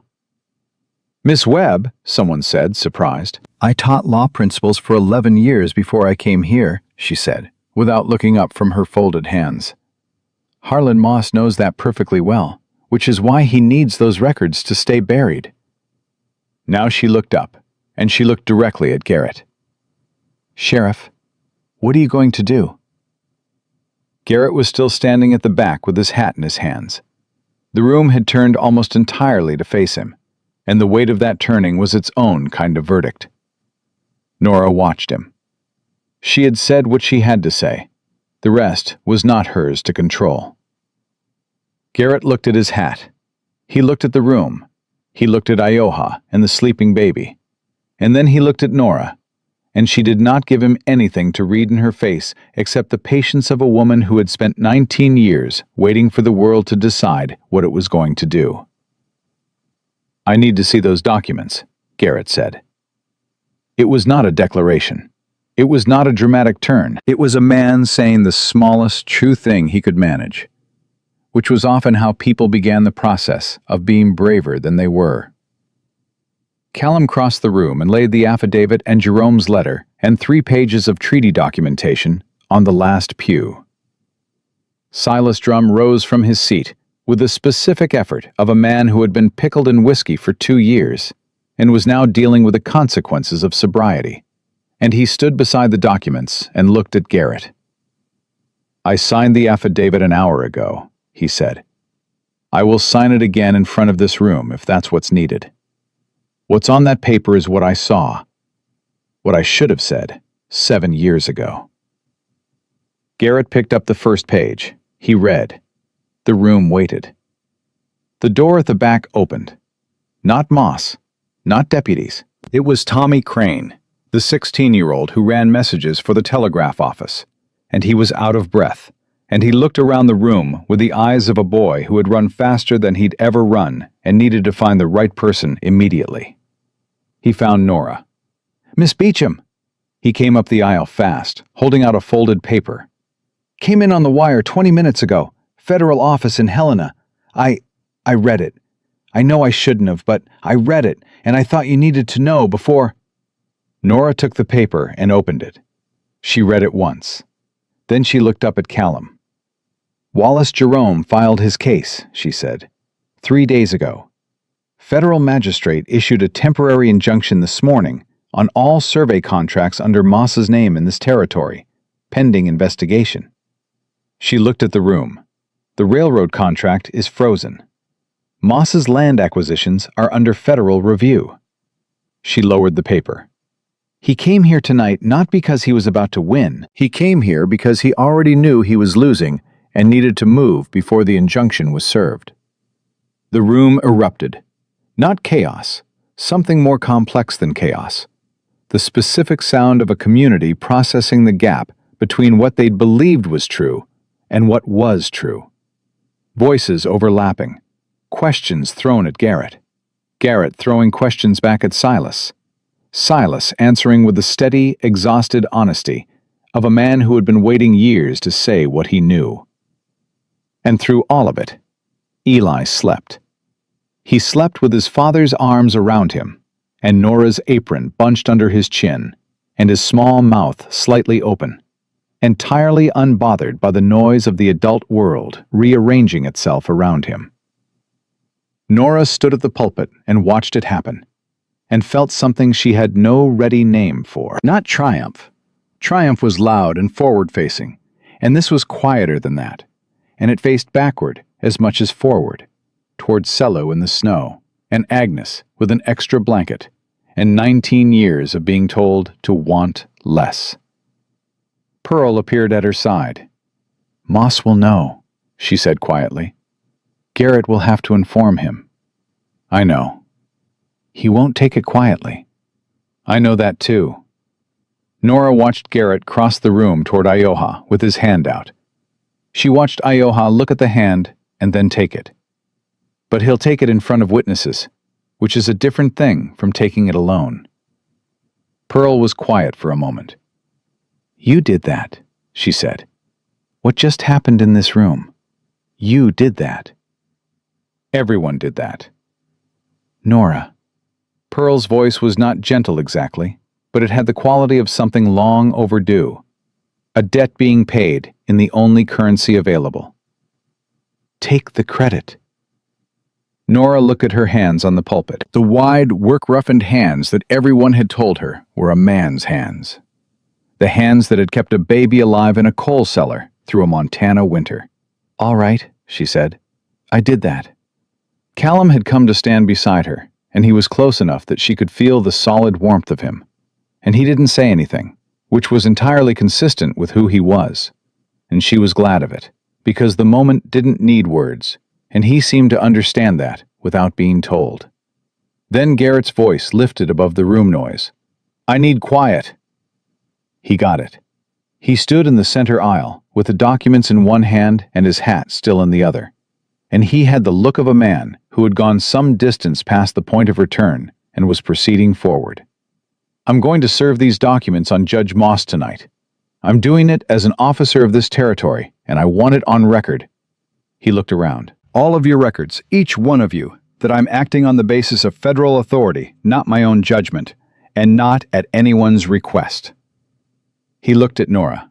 "That being said, the Ward claim is suspended pending the federal review. The baby stays with his father." He put his hat on and walked out. Nobody moved for a full 3 seconds. Then the room broke open into the kind of sound a room made when it had been holding its breath and finally let it go. And people turned to each other, and the children who'd been sitting pin straight with wide eyes came unstuck from their seats, and Silas Drum sat back down heavily, with the expression of a man whose debt had been paid in full, and who was not entirely sure what to do with the lightness that left behind. Agnes Price was crying quietly in the fourth pew, and not hiding it. Ioha was looking at Nora across the room, with Eli awake now in his arms, blinking, looking around at all the noise and light and people, with the serene curiosity of a child who trusted that the world, wherever it was fundamentally navigable. "Nah," Eli said, finding her face. She crossed the room and stood in front of Ioha and looked at his son. "He knows your voice," Ioha said. "He knew it before he saw you. When we came through the door tonight, he heard you talking and he stopped. Something moved across his face too large for the muscles of it to contain. "Sella would want you to know that." Nora pressed her lips together hard. "I have a question," she said, when she could. "About what comes next. For Eli. For you." She made herself ask it straight, because she had promised herself she would not attach herself to outcomes she had no right to expect. "Are you going back north?" Ioha looked at her. He looked at Callum, who had come to stand a few feet back, the way he stood when he was present, but wanted the space to belong to whoever needed it. Then he looked around the church, the room full of people who had just been a room full of people who wouldn't have looked twice at either of them yesterday. "My wife died here," Ioha said. "My son's first word was spoken here. Not Cherokee, not English. Just a sound he made for a woman who fed him from her own plate." He looked at Eli. "I think perhaps home is where those things are. For now." Nora breathed. Callum put one hand on her shoulder. Not a declaration, just a hand, steady and warm, the way he did everything. She reached up and put her hand over his and held it there. Outside, the sound of hoofbeats, fast, purposeful, heading north on Main Street. Garrett, going to find Moss, going to deliver the news that certain arrangements had come undone tonight, while Hallow Creek was watching. Inside the church, Pearl Oxner was already organizing the gathering into something that looked like it wanted to become a late supper, because Pearl Oxner responded to all significant events with food, which was not the worst way to respond. Miss Webb was talking to Silas Drum in a corner, asking him questions he was answering slowly and carefully, like a man recording testimony, which was in fact exactly what she was doing. The blacksmith Holt had produced a bottle from somewhere and was offering it around to the men standing near the back, and Eli reached out from his father's arms and grabbed Nora's braid with both fists, the way he always did when he was tired, and used it as a rope to pull himself toward her. And Ioha transferred him with a look that said everything it needed to say without a word. And Eli pressed his face into the curve of Nora's neck, and went completely boneless with the trust of a child who had no idea how much fighting had been done to keep him in this exact position, safe and held and entirely certain of where he belonged. Nora held him. She had not let herself think past the next hour for 3 days. She had planned and calculated and spoken to rooms full of people and held doors closed against judges, and she had not once let herself look farther forward than the next immediate thing, because the next immediate thing was always the one that would kill her if she took her eyes off it. She let herself look forward now. Not far, just enough to see the shape of it. Black hollow cabin with its 2 chairs and its rifle above the fireplace. A man who had come back before midnight, as promised, with her baby in his arms. An old reverend who moved through the world at whatever pace the moment required. A woman who had given flour to Selu in the back of her store and had never said a kind word and had showed up tonight with 2 days of provisions and stayed. A father who had called this place home because his son's first sound had been made here. A valley that had just, imperfectly and noisily and with significant human complication, done the right thing. Nora pressed her lips to Eli's hair and breathed. It wasn't everything. It was enough. It was more than she had ever dared to want, which made it feel, standing in that warm and noisy church with the summer night pressing in through the windows and Callum's hand steady on her shoulder, like something very close to miraculous. Moss did not go quietly. Nobody who had built 11 years of power on falsified paper and bought compliance went quietly. And Garrett came back to the church just before midnight with a bruised eye and a torn collar, and the specific expression of a man who had done the right thing and been physically informed of that decision's unpopularity. The room went still when he walked in. "He's gone," Garrett said. "Took his clerk and his 2 hired men and rode east. His personal accounts at the Territorial Bank are frozen pending the federal review." He touched the bruise under his eye without seeming to notice he was doing it. He had words about that. "You let him leave?" someone said from the back. "I served the injunction. I'm not authorized to hold a sitting judge on my own say-so without a warrant, and the warrant won't come down from Helena until morning." He looked at Callum. "But he's gone. Tonight.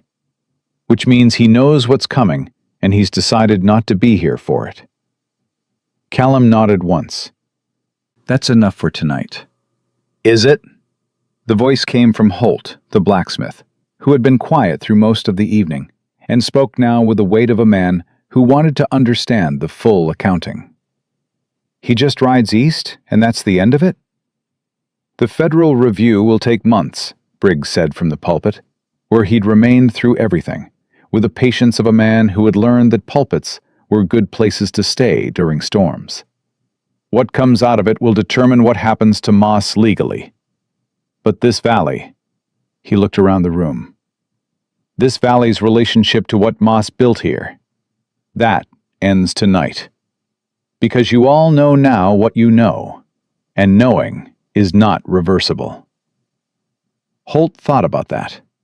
Then he sat down. Garrett crossed the room toward Nora. He stopped in front of her with Eli asleep on her shoulder and his hat in his hands and a bruised eye, and the look of a man standing in the wreckage of his own complicity, trying to find the right words and not finding them. "Miss Beecham," he started. "Nora," she said. He blinked. "My name is Nora." He turned his hat twice in his hands. "Nora." He said it like a man trying out the weight of treating someone like a person. "I owe you more than an apology can carry.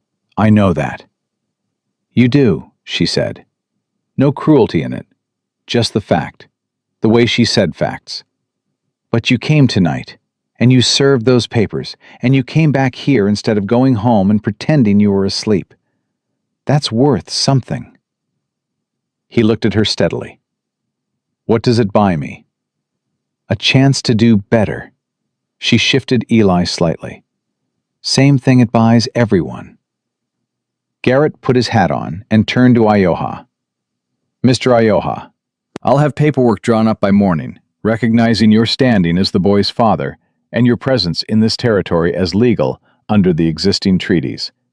You'll have it before noon. Ioha looked at him for a moment. You know where to find me, he said. Garrett nodded, looked at no one in particular. Then he walked out into the summer night, and the door swung shut behind him, and the room breathed. Pearl materialized at Nora's elbow with a plate of cornbread and the expression of a woman who had decided that food was the appropriate response to Sheriff Garrett finally doing his job. Eat something, she said. Pearl, you haven't eaten since this morning. Eat. Nora took the cornbread and ate it standing up, which was still her default, and looked around the room at the specific human geography of a community that had just shifted on its axis. Not dramatically, not completely, but enough. The kind of shift that left a mark. They went back to Black Hollow just before 2 in the morning, the whole unlikely group of them, and the cabin took them all in the way good structures took in what they needed to hold, with some crowding and some adjustment, and the particular warmth that came from too many people in a space that had been built for one. Silas Drum fell asleep in Callum's chair within 5 minutes of sitting down, his chin on his chest, and his signed affidavit folded in his breast pocket, and his boots still on. The sleep of a man who had finally set something down. Ioha sat on the floor near the fireplace, with his back against the wall, and watched Eli sleep in the middle of the quilt Pearl had spread on the floor between them. The way a man watched something he had been afraid he'd never see again, and was taking the long inventory of it, the specific counting of a father relearning a face. Pearl and Miss Webb. And this was a development no one had predicted. But it seemed to be happening. We're at the table with Jerome's documents spread between them. Miss Webb reading passages aloud, and Pearl asking questions in her practical, flat voice.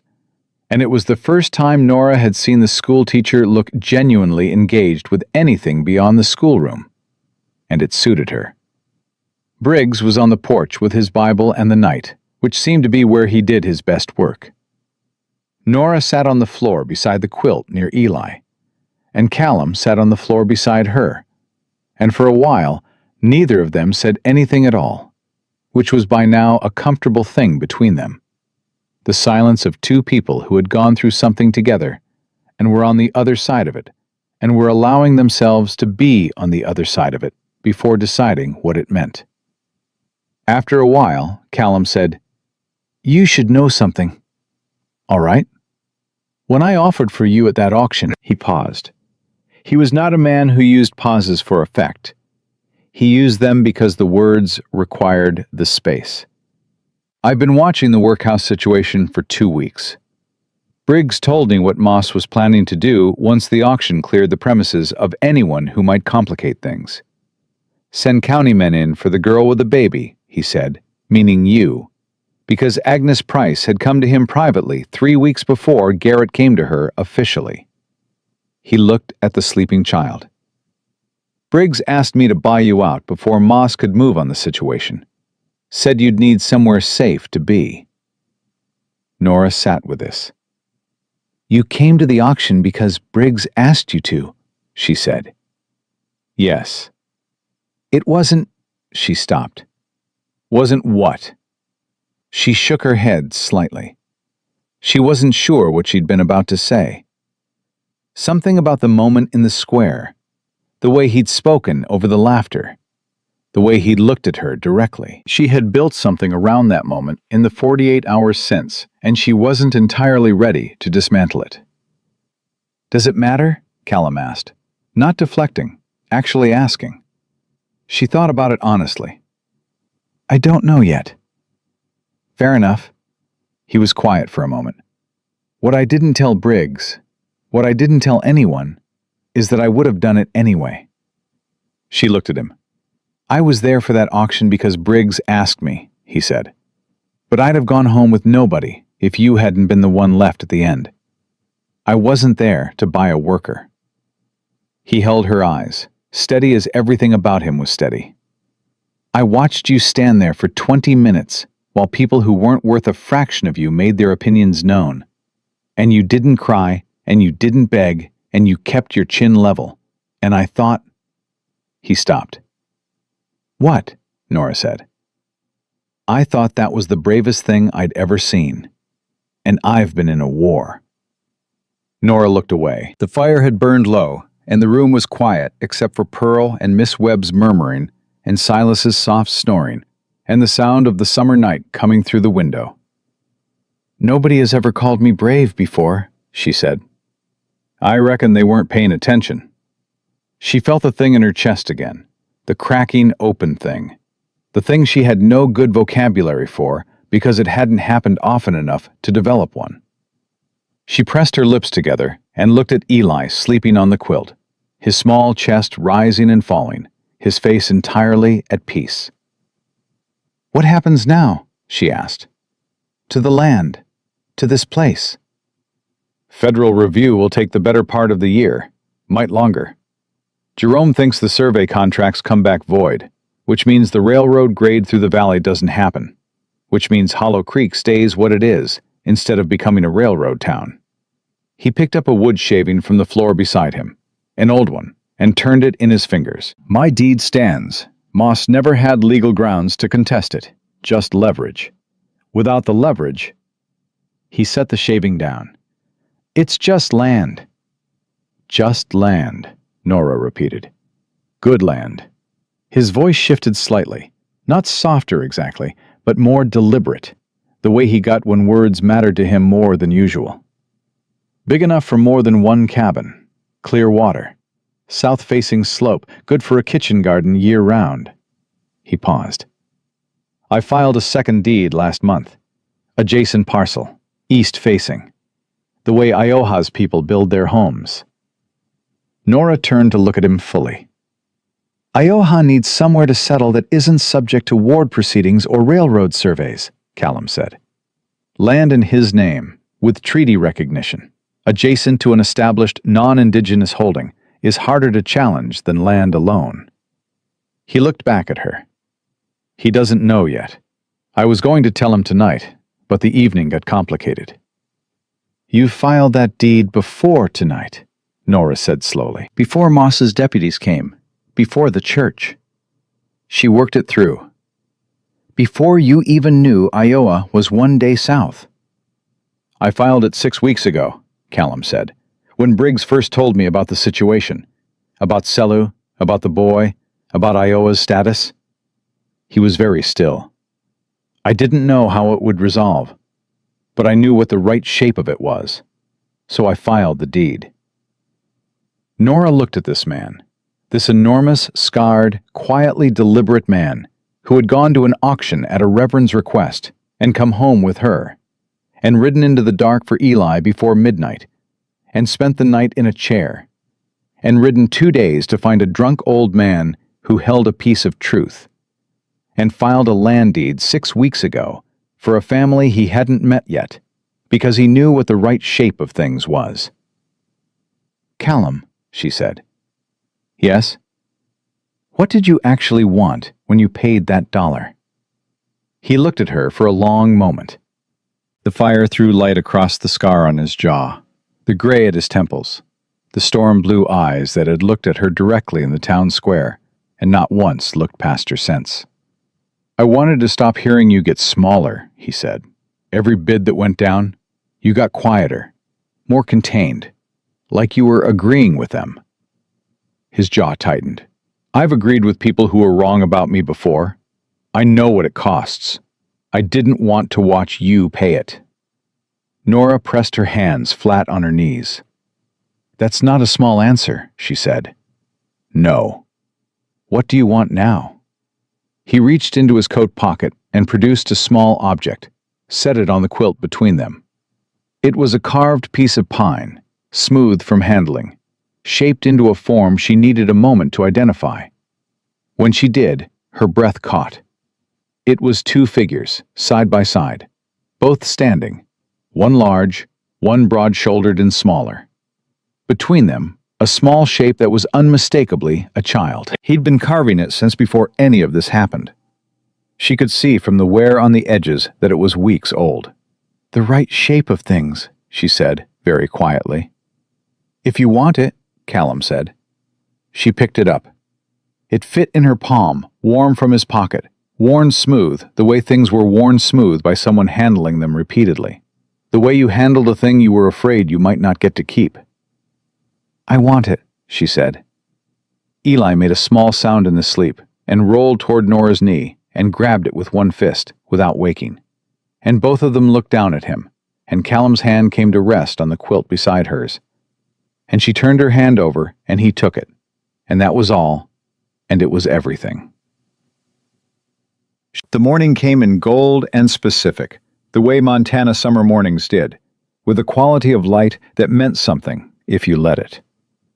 Ioha was awake before anyone, sitting on the porch steps with Eli in his lap, talking to him in a low voice that moved between Cherokee and English without seam. Pointing at things, the trees, the horses, the sky, and giving them their names in both languages. Eli repeated the Cherokee words with the absolute confidence of a child who had no concept that any word was harder than any other word. They were all just sounds that meant things. And Ioha laughed, quiet and raw. The laugh of a man relearning that he was still capable of it. Nora came out and sat on the top step with her coffee and listened. After a while, Ioha said, "He calls you Mama." "I know." "He will keep calling you that." He looked at Eli, who had gotten down and was investigating a beetle on the porch boards with intense scientific focus. I don't want to take that from him. Or from you." Nora looked at the man beside her. He was 30 years old and had been through things she couldn't fully imagine. And he had come south for 14 months for this child.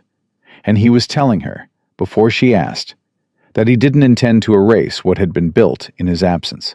"What did Selu call him?" Nora asked. "In her own language." "Una Lizgi," Ioha said. "It means, close to my heart." Nora looked at Eli, who had made a decision about the beetle and was now bringing it to her, cupped carefully in both hands, with the proud expression of a child bearing treasure. She opened her hands, and he deposited the beetle, and she looked at it seriously. "Thank you," she said.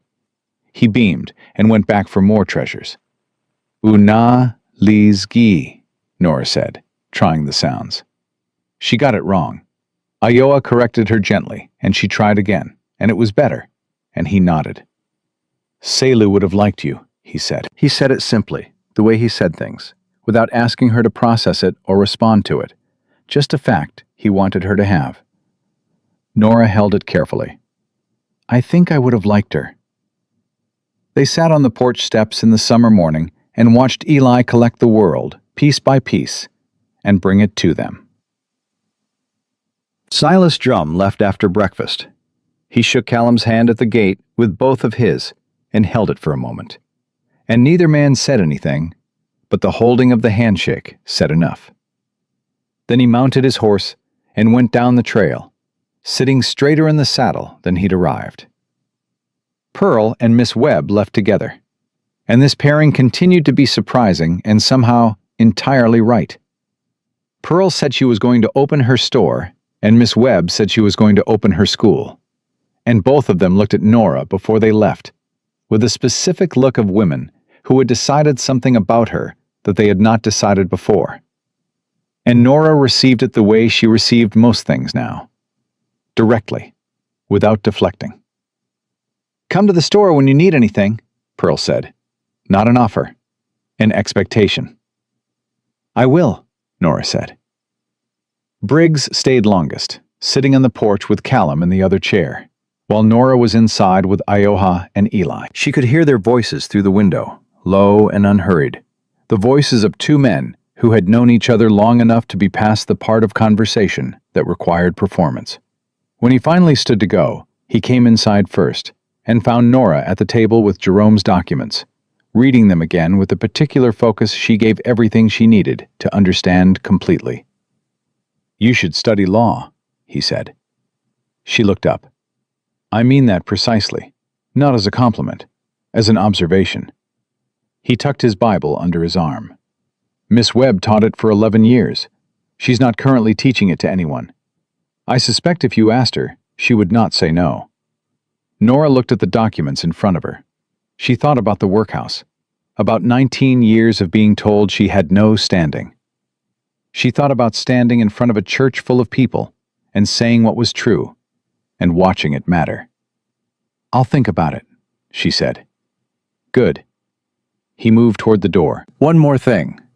He paused without turning around. "Callum has been carrying that guilt about the report for 7 years.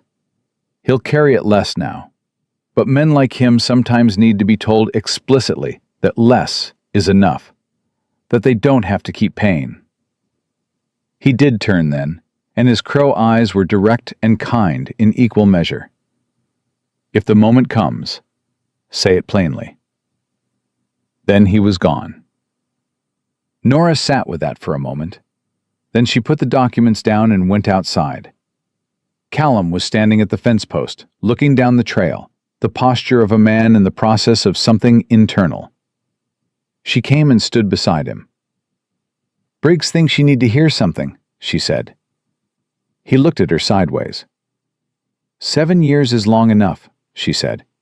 "You wrote a wrong thing, and you've spent 7 years building a life that was the right thing instead. The report is being corrected. Ioha has his land. Eli has his father." She looked at him straight. "You don't have to keep paying for it." Callum was quiet. "Briggs told you to say that," he said finally. "Briggs told me the moment would come. I decided to say it." She held his eyes. "There's a difference." He looked at her for a long time. Then something in his face moved, subtle and deep. The movement of something that had been braced against weight for a long time and was being told the weight was gone. It didn't look like relief exactly. It looked like the quiet after a long storm, when the air was different and you had to breathe it a few times before you believed it. "All right," he said. She nodded. From the cabin behind them, Eli's voice carried out into the morning air, calling both their names in his own particular order. "Nah, Cal! Nah, Cal!" Because he had decided that they belonged in pairs, that this was simply the way of things, and he was not wrong. Callum looked at her.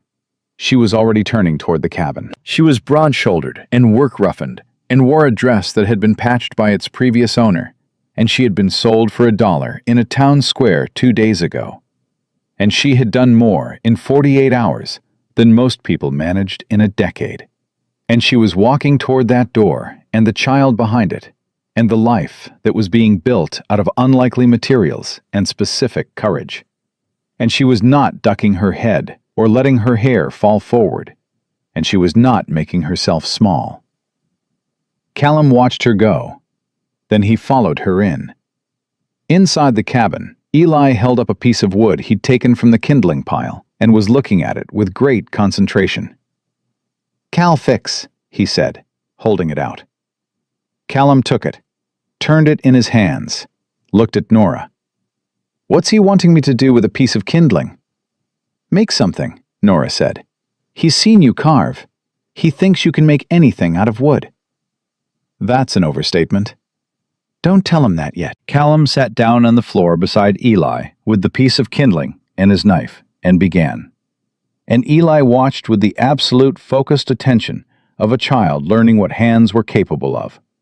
And Ioha sat across from them and watched too. And Nora sat with her back against the wall, and her coffee, and Jerome's documents, and the carved figures in her apron pocket. And the cabin held them all, and the summer pressed warm against the walls, and none of them said anything for a while, because nothing needed to be said. The land outside was the same land it had always been, the hollow, the trees, the south-facing slope, the clear water, the east-facing parcel that had been deeded to a man